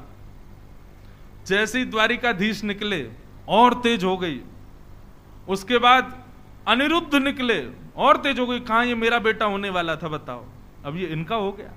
और उसके बाद प्रद्युम्न निकला तो और तेज हो गई, और जब रुक्मणी जी आई तब तो उसका आपा ही निकल गया। बोले कि क्या करूं बताओ, ये मेरी पत्नी होने वाली थी। यहां तक भी बेचारे ने सहन किया, लेकिन उसके बाद जब राजसूय यज्ञ में प्रथम पूजा किसकी हो यह भाव जब रखा गया, तो सबने द्वारिकाधीश का नाम लिया। द्वारिकाधीश की अग्र पूजा होने के बाद सुनकर के जरासंध को क्रोध आया, शिशुपाल को क्रोध आया, और उसने 100 गालियां देनी प्रारंभ की। जैसे ही 101 गाली हुई, ठाकुर जी के सुदर्शन चक्र ने उसका सर धड़ से अलग कर दिया। ईर्ष्या, भैया ईर्ष्या बड़ी बुरी होती है, किसी से मत किया करो। कोई हमसे ज्यादा योग्य, हमसे ज्यादा श्रेष्ठ दिखाई दे तो ठाकुर जी से प्रार्थना किया करो ये और श्रेष्ठ हो जाए, ये और योग्य हो जाए। ईर्ष्या मत किया करो किसी से भी नहीं, किसी के सौंदर्य पर, किसी के रूप पर, किसी के गुण पर ईर्ष्या नहीं करनी। ईर्ष्या पतन कराती है। इस प्रकार भगवान ने राजसूय यज्ञ पूर्ण कराया। सूर्य ग्रहण का समय, और सूर्य ग्रहण के समय पर सब ब्रजवासियों का द्वारिका वासियों से मिलन, राधा रानी से समस्त भगवान की पटरानियों का मिलन हुआ कुरुक्षेत्र में। वो कथा सुनाई गई। आगे भगवान के परम मित्र सुदामा की कथा आई है। कृष्णस्यासीत् सखा कश्चित् ब्राह्मणो ब्रह्मवित्तमः विरक्तेन्द्रियार्थेषु प्रशांतात्मा जितेंद्रिय। अगले वर्ष हमारी 1 महीने की कथा होने वाली है ऋषिकेश में, 30 दिन की। 30 दिन कथा करेंगे। इस बार अधिक मास पहले ही बुक हो गया था, नहीं तो पहले मन था कि पूरा अधिक ही कथा करें। हमारे सूरत वालों ने पिछली साल ही कर लिया था इस समय को निश्चित, तो इस बार इस साल तो नहीं मिला, लेकिन अगले वर्ष समय क्या रहेगा ये नहीं पता। थोड़ा ज्यादा गर्मी भी नहीं हो, ज्यादा सर्दी, कार्तिक के आसपास के समय पर श्री गंगा जी के तट पर, और स्थान भी अभी पता नहीं कहां होगा, लेकिन होगा ऋषिकेश में, ये कंफर्म है। 1 महीना 30 दिन की भागवत की कथा, और उसमें आप सब लोग आ जाओ तो बढ़िया, बाकी जो लोग आएंगे सबको सुख मिलेगा। पूरी कथा विस्तार से होगी, वहां तो एक एक प्रसंग होगा। 30 दिन तक खूब धुआंधार कथा करेंगे और 5 घंटा रोज करेंगे। भागवत का कोई विषय रहना जावे, उसमें हमारे लिए भी भला है। कई प्रसंग ऐसे हैं जिनको हमने कभी कहा ही नहीं है, वो प्रसंग कहने का अवसर मिलेगा। भागवत में कई ऐसी अंदरूनी कथाएं हैं जिनको हम प्रत्यक्ष मंच पे नहीं बोल पाते, उन सब कथाओं का भाव स्पर्श करेंगे। तो 30 दिन की भागवत की कथा होगी, तब उसका प्रचार इस कार्तिक में हो जाएगा प्रारंभ।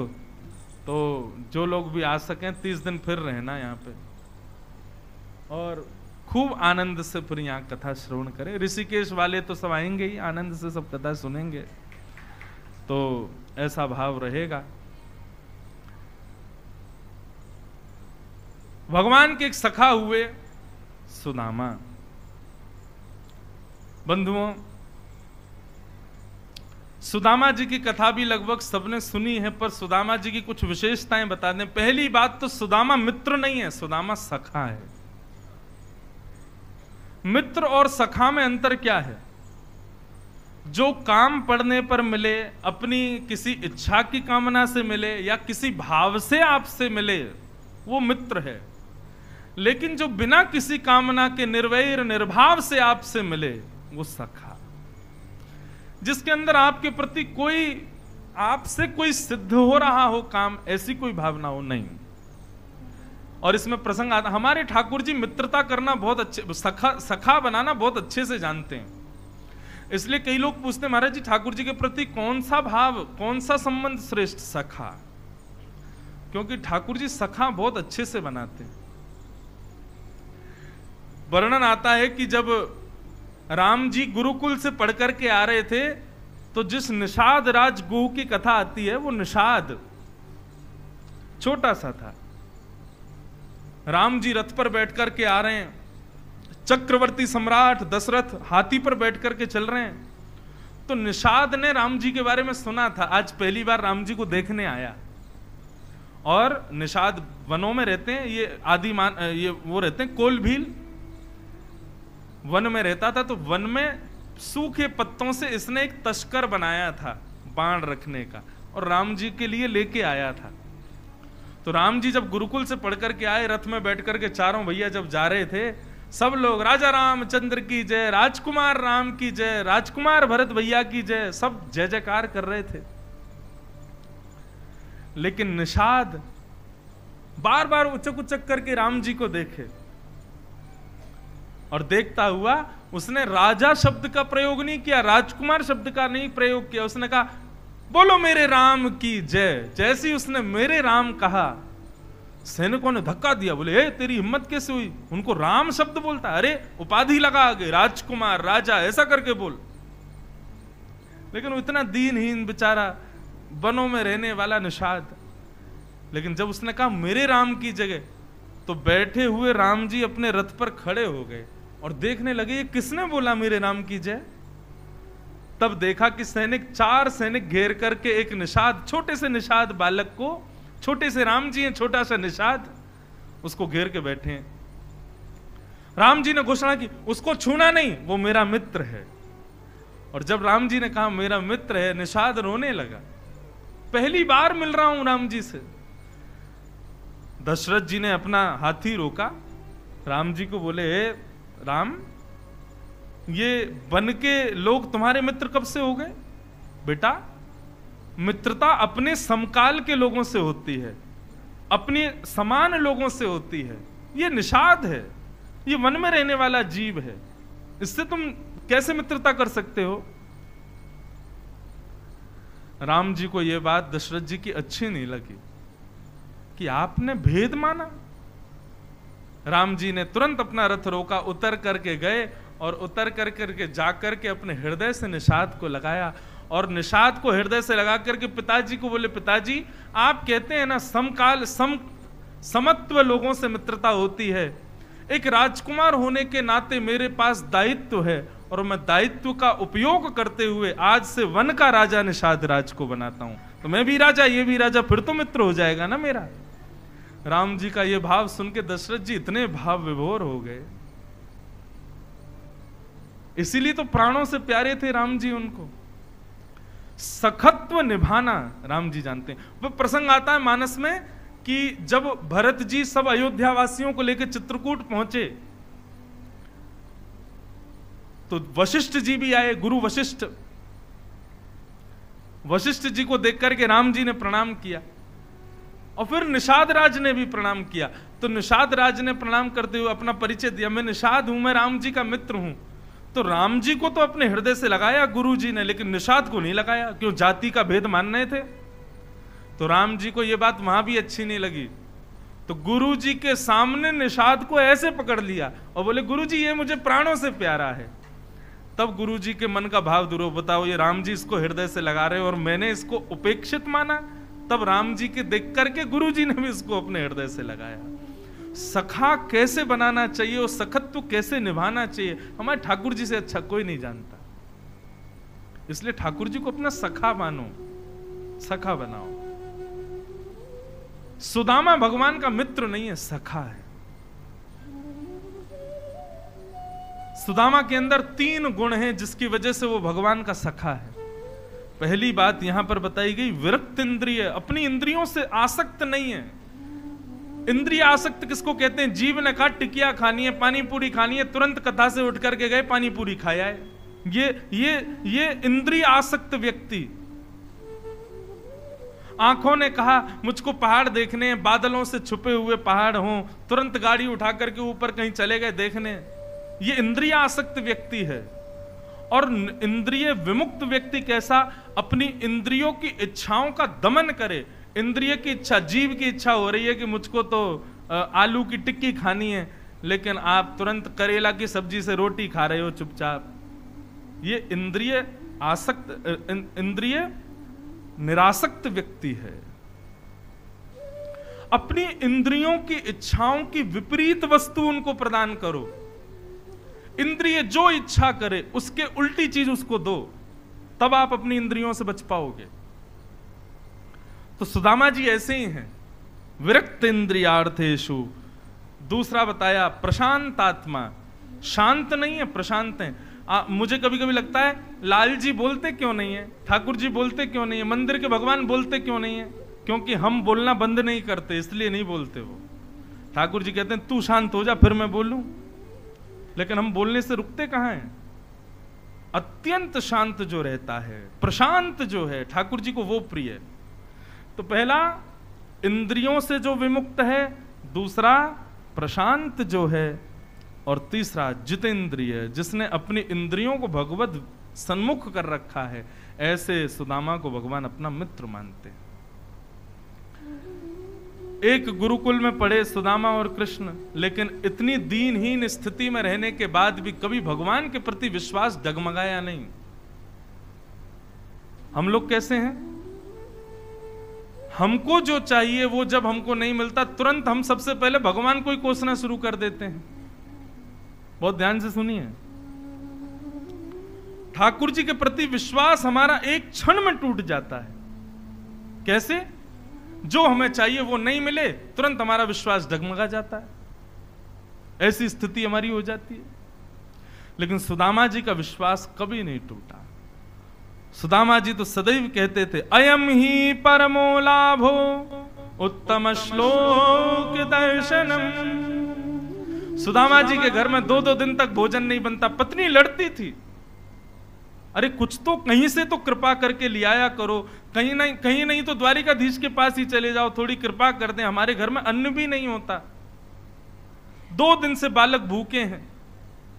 तो सुदामा जी कितने सहज थे। वो कहते, बोले देवी, दुनिया के लोग महीने में 1 बार एकादशी करते हैं, 2 बार एकादशी करते हैं, लेकिन हमारी कितने बड़े सौभाग्य, हम महीने में 5 बार एकादशी करते हैं।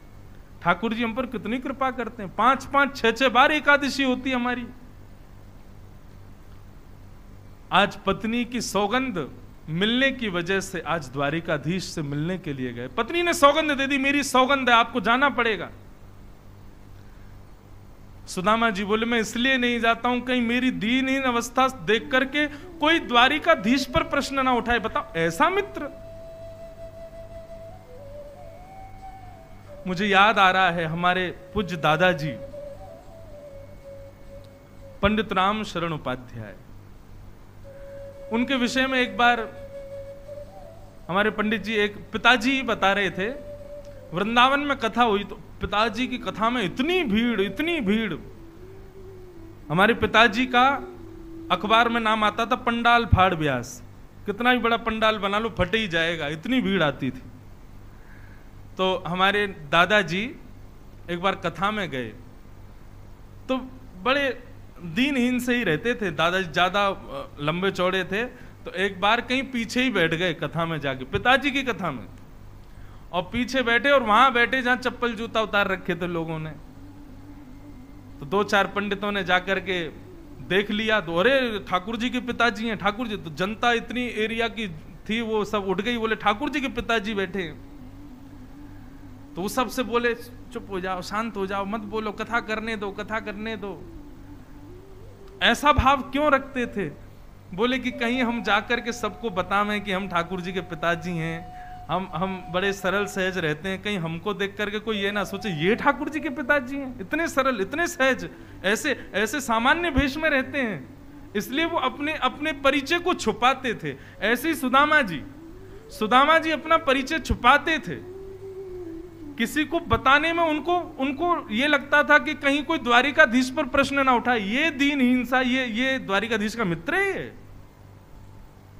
द्वारिकाधीश भी पता नहीं किस किस को मित्र बनाते हैं, इसलिए सुदामा जी को बताने में भय। और हम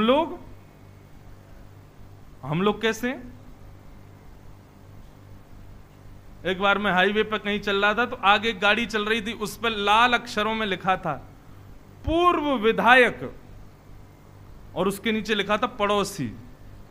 पूर्व विधायक का पड़ोसी, मतलब अभी का विधायक नहीं है, हारा हुआ विधायक है, उसका पड़ोसी। ये भी गाड़ी पर लिखवा रखा है लोगों ने। हम अपना परिचय कहीं रह ना जाए बताने में कोई कमी नहीं छोड़ते। और श्री सुदामा जी महाराज, उनको ये बताने में भी दिक्कत होती है कि मैं कृष्ण का मित्र हूं, सखा हूं। द्वारिका पहुंचे, द्वारपालों से जाकर के कहा भैया हम आपके द्वारिकाधीश के सखा हैं, आप हमारे कपड़े वपड़े देख के ये मत सोचना है ऐसा सखा है। वो भैया अब वस्त्र आदि भले ही नहीं हो, लेकिन भाव बहुत है। द्वारिकाधीश का हमको दर्शन करा दो, किसी खिड़की से करा दो, हम तो बस देखने आए हैं। द्वारपालों ने भीतर जाकर के द्वारिकाधीश को बताया, बोले द्वार पर एक दीनहीन सा ब्राह्मण आया है, वस्त्र भी उसके अच्छे नहीं है, अंग भी उसके ऐसे ही हैं, परंतु वो आपको अपना सखा बता रहा है। जैसे ही द्वारिकाधीश ने पूछा क्या नाम है, बोले नाम बताया सुदामा। सुदामा नाम सुनते ही ठाकुर जी तो स्तब्ध हो गए, बोले सुदामा जी आए हैं? बोले जी भगवान। बोले मेरे मित्र सुदामा? बोले जी भगवान। सुदामा नाम सुनते ही ठाकुर जी तो सुध बुध खो गए। जिस कार्य में बैठे थे, भोजन कर रहे थे, सब छोड़ करके भागे।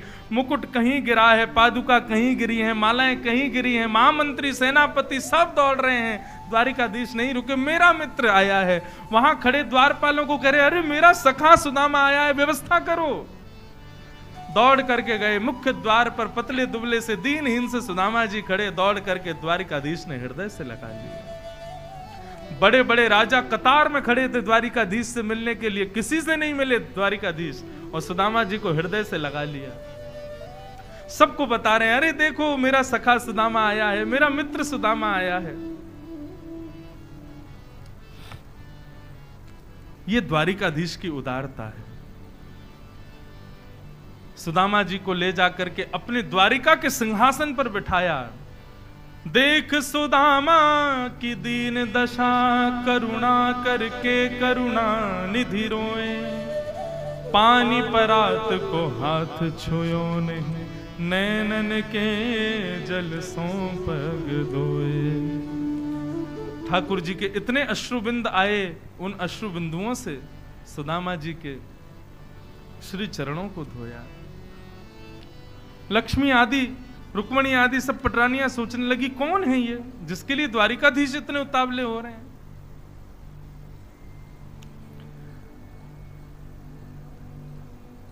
द्वारिकाधीश और सुदामा जी का संवाद चला। थोड़ी देर बैठ के हास परिहास दोनों के बीच में हुआ। सुदामा जी ने भोजन प्रसाद आदि पाने के बाद फिर मन बनाया कि अब हमें जाने की आज्ञा दो। द्वारिकाधीश के यहां से क्षमा मांग करके भगवान द्वारिकाधीश के यहां से श्री सुदामा जी वापस प्रस्थान कर गए। भगवान ने सुंदर सुंदर महल बना करके सुदामा जी की नगरी में खड़े कर दिए। सुदामा जी देख करके डर गए, भैया ये सब क्या हो गया। तभी पत्नी आई, पत्नी से बोले अब तुम रहो इन्हीं महलों में, हम तो भजन कर रहे हैं जाकर के। ज्यादा व्यवस्थाओं में रहने वाला व्यक्ति भजन नहीं कर सकता, ये बात लिख लीजिए। बहुत व्यवस्थित रहने वाला, बहुत व्यवस्थाओं में रहने वाला, बहुत बढ़िया बढ़िया भोजन करने वाला, बहुत चटकदार कपड़े पहनने वाला, बहुत सुंदर सुंदर स्टाइल मारने वाला व्यक्ति भजन नहीं कर सकता। क्षमा कीजिएगा, भजन तो सामान्य व्यक्ति ही कर सकता है, सरल व्यक्ति ही कर सकता है।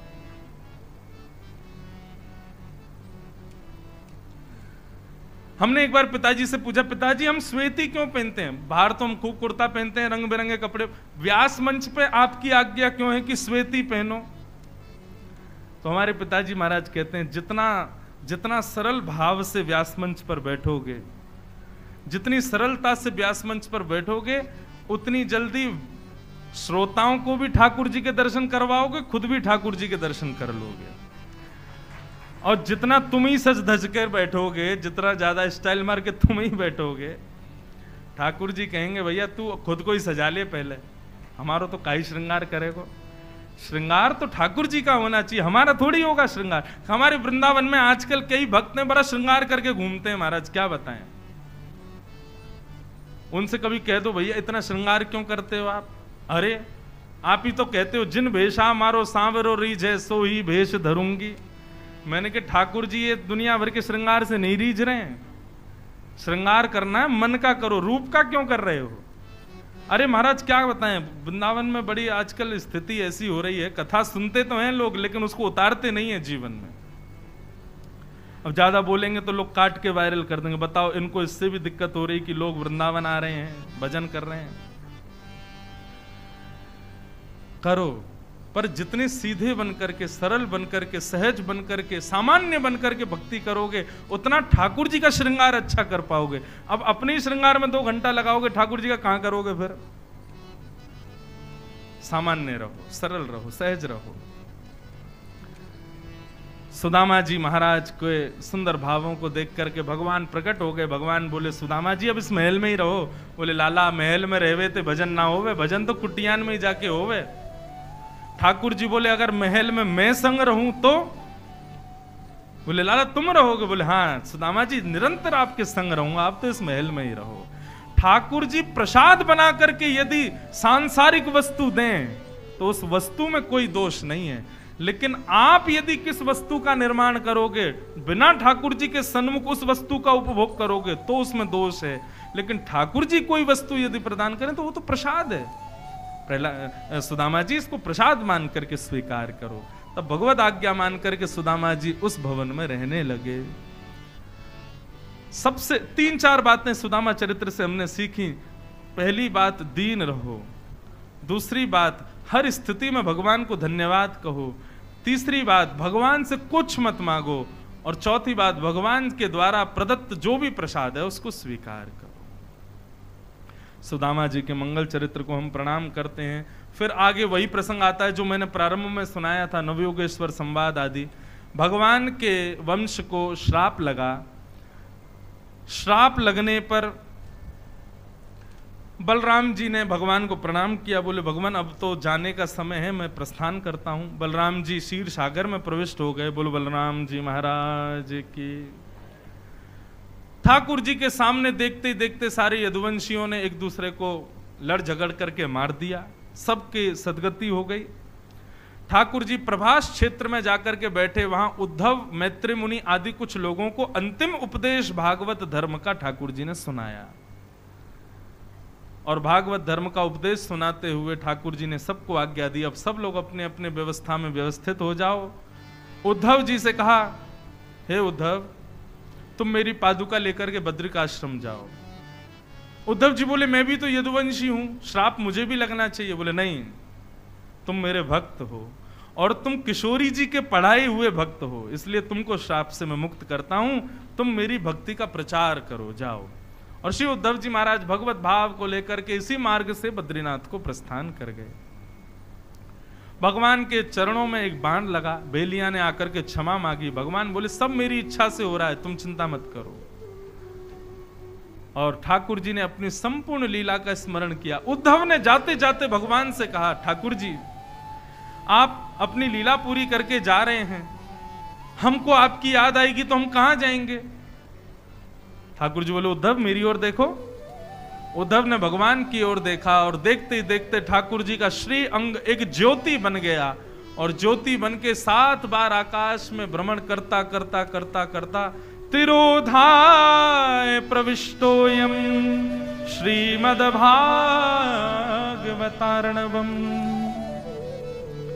ठाकुर जी का श्री विग्रह ज्योति के रूप में 7 बार आकाश में भ्रमण करता हुआ हम भक्तों को आश्रय देने के लिए श्रीमद् भागवत में प्रविष्ट हो गए। ठाकुर जी बोले, उद्धव या किसी भी भक्त को मेरी इच्छा जब हो, जब कभी भी मेरे आश्रय का अनुभव करना हो, भागवत जी की शरण में आ जाना, ये साक्षात मेरा ही स्वरूप है। बोलो भागवत महापुराण की। सुखदेव जी महाराज बोले, परीक्षित तुमको 7 दिन पहले शमिक ऋषि के पुत्र श्रृंगी ने 7 दिन में मरने का श्राप दिया था। आज अंतिम दिन है, 7वां दिन होने वाला है। तुमने इतने प्रश्न किए, मैंने सबके उत्तर दिए, लेकिन अब मैं प्रश्न कर रहा हूं, क्या तुम्हारी मृत्यु होने वाली है? परीक्षित जी तुरंत बोले, नहीं भगवान, शरीर की मृत्यु होगी, मैं तो आत्मा हूं, मैं परमात्मा में विलीन हो जाऊंगा। सुखदेव जी महाराज ये बात सुनते ही अपने आसन से खड़े हो गए। बोले, अब तुमको कुछ और सुनाना शेष नहीं रह गया। तुम जान गए हो देह और आत्मा में भेद क्या है, माया और परमात्मा में भेद क्या है। यही भेद समझना ही भागवत का मूल सार है। अब कुछ और सुनाना शेष नहीं रह गया। परीक्षित जी ने सुखदेव जी को प्रणाम किया। दंडवत प्रणाम करते हुए सुखदेव जी वहां से प्रस्थान कर गए। बोलो सुखदेव जी महाराज की। भक्तमाल जी में एक बहुत सुंदर बात के, अब ऐसे मेरे को भाव आते जाएंगे और मेरी फ्लाइट छूट जाएगी, इसलिए एक भाव अंतिम और सुन लो। भक्तमाल जी में एक भाव कहा गया, परीक्षित जी के प्राण तक्षक सर्प के डमसन से नहीं निकले थे, तो नाभा गोस्वामी जी भक्तमाल में लिखते हैं, श्रवण रसिक कहूं सुने ना परीक्षित से, श्रवण रसिक कहूं सुने ना परीक्षित, श्रवण रसिक कहूं सुने ना परीक्षित से, श्रवण रसिक सुने ना परीक्षित, जो पान हूँ करत लागी कोटि गुण प्यास है, जो पान हूँ करत लागी जो पान हूँ करत लागी कोटि गुण प्यास है, जो पान हूँ करत लागी कोटि गुण प्यास। श्री नाभाजी महाराज भक्तमाल में कहते हैं, परीक्षित जैसा श्रवण का रसिक हमने कहीं नहीं सुना। क्यों? बोले, एक तो होता है प्यासे को आप पानी पिलाओ और उसकी प्यास धीरे धीरे कम हो जाए, लेकिन ऐसा प्यासा कहीं देखा जिसको पानी पिलाओ उसकी प्यास और बढ़ जाए? बोले, ऐसे ही हैं श्री परीक्षित जी महाराज। परीक्षित जी के प्राण तक्षक सर्प के डमसन से निकले, ये बात हम वैष्णवों को स्वीकार नहीं होती है। श्री नाभाजी कहते हैं, जैसे ही सुखदेव जी महाराज अपने व्यास आसन पर खड़े हुए और अपनी पोथी अपनी व्यास आसन को छोड़ करके जाने लगे, परीक्षित को इतना विरह हुआ, 7 दिन पूरे हो गए, अब मुझे कथा नहीं सुनाई जाएगी, कथा विश्राम हो गई। कथा विश्राम की वेदना में परीक्षित के प्राण निकल गए हैं कि अब कथा नहीं सुनाई जाएगी, मैं कैसे जीऊंगा। इसलिए परीक्षित के प्राण निकले। तो फिर नाभाजी से किसी ने कहा, तो फिर तक्षक सर्प? बोले, भैया प्राण निकल गए, देह तो वहीं रह गया था ना, उस देह का अंतिम संस्कार करने तक्षक सर्प आया था। जिसके डसते ही पांच भौतिक देह जल करके राख हो गया और परीक्षित जी की सदगति हो गई। बोलो परीक्षित जी महाराज की, भागवत महापुराण की जय जय श्री राम, जय जय श्री राम, जय जय श्री राम। नमः पार्वती पते, हर हर महादेव। 3 बार सब लोग भागवत जी का विश्राम श्लोक मेरे साथ में बोलिए। हाथ जोड़ो, सब लोग बोलो। नाम संकीर्तनम यस्य, नाम संकीर्तनम यस्य। धैर्य पूर्वक सुन करके एक एक शब्द बोलिए। नाम संकीर्तनम यस्य, नाम संकीर्तनम यस्य। सर्व पाप प्रणाशनम, सर्व पाप प्रणाशनम। प्रणामो दुख समनः, प्रणामो दुख समनः। तम नमामि हरिं परम, तम नमामि हरिं परम। नाम संकीर्तनम यस्य, नाम संकीर्तनम यस्य। सर्व पाप प्रणाशनम, सर्व पाप प्रणाशनम। प्रणामो दुख समनः, प्रणामो दुख समनः। तम नमामि हरिं परम, तम नमामि हरिं परम। नाम संकीर्तनम यस्य, नाम संकीर्तनम यस्य। सर्व पाप प्रणाशनो, सर्व पाप प्रणाशनम। प्रणामो दुख समनः, प्रणामो दुख समनः। तम नमामि हरिं परम, नमामि हरिं परम। तम नमामि हरिं परम, नमामि हरिं परम। तम नमामि हरिं परम। नमामि हरिं परम। बोलो भागवत महापुराण की, सद्गुरुदेव भगवान, श्री गंगा मैया की, पर्वतराज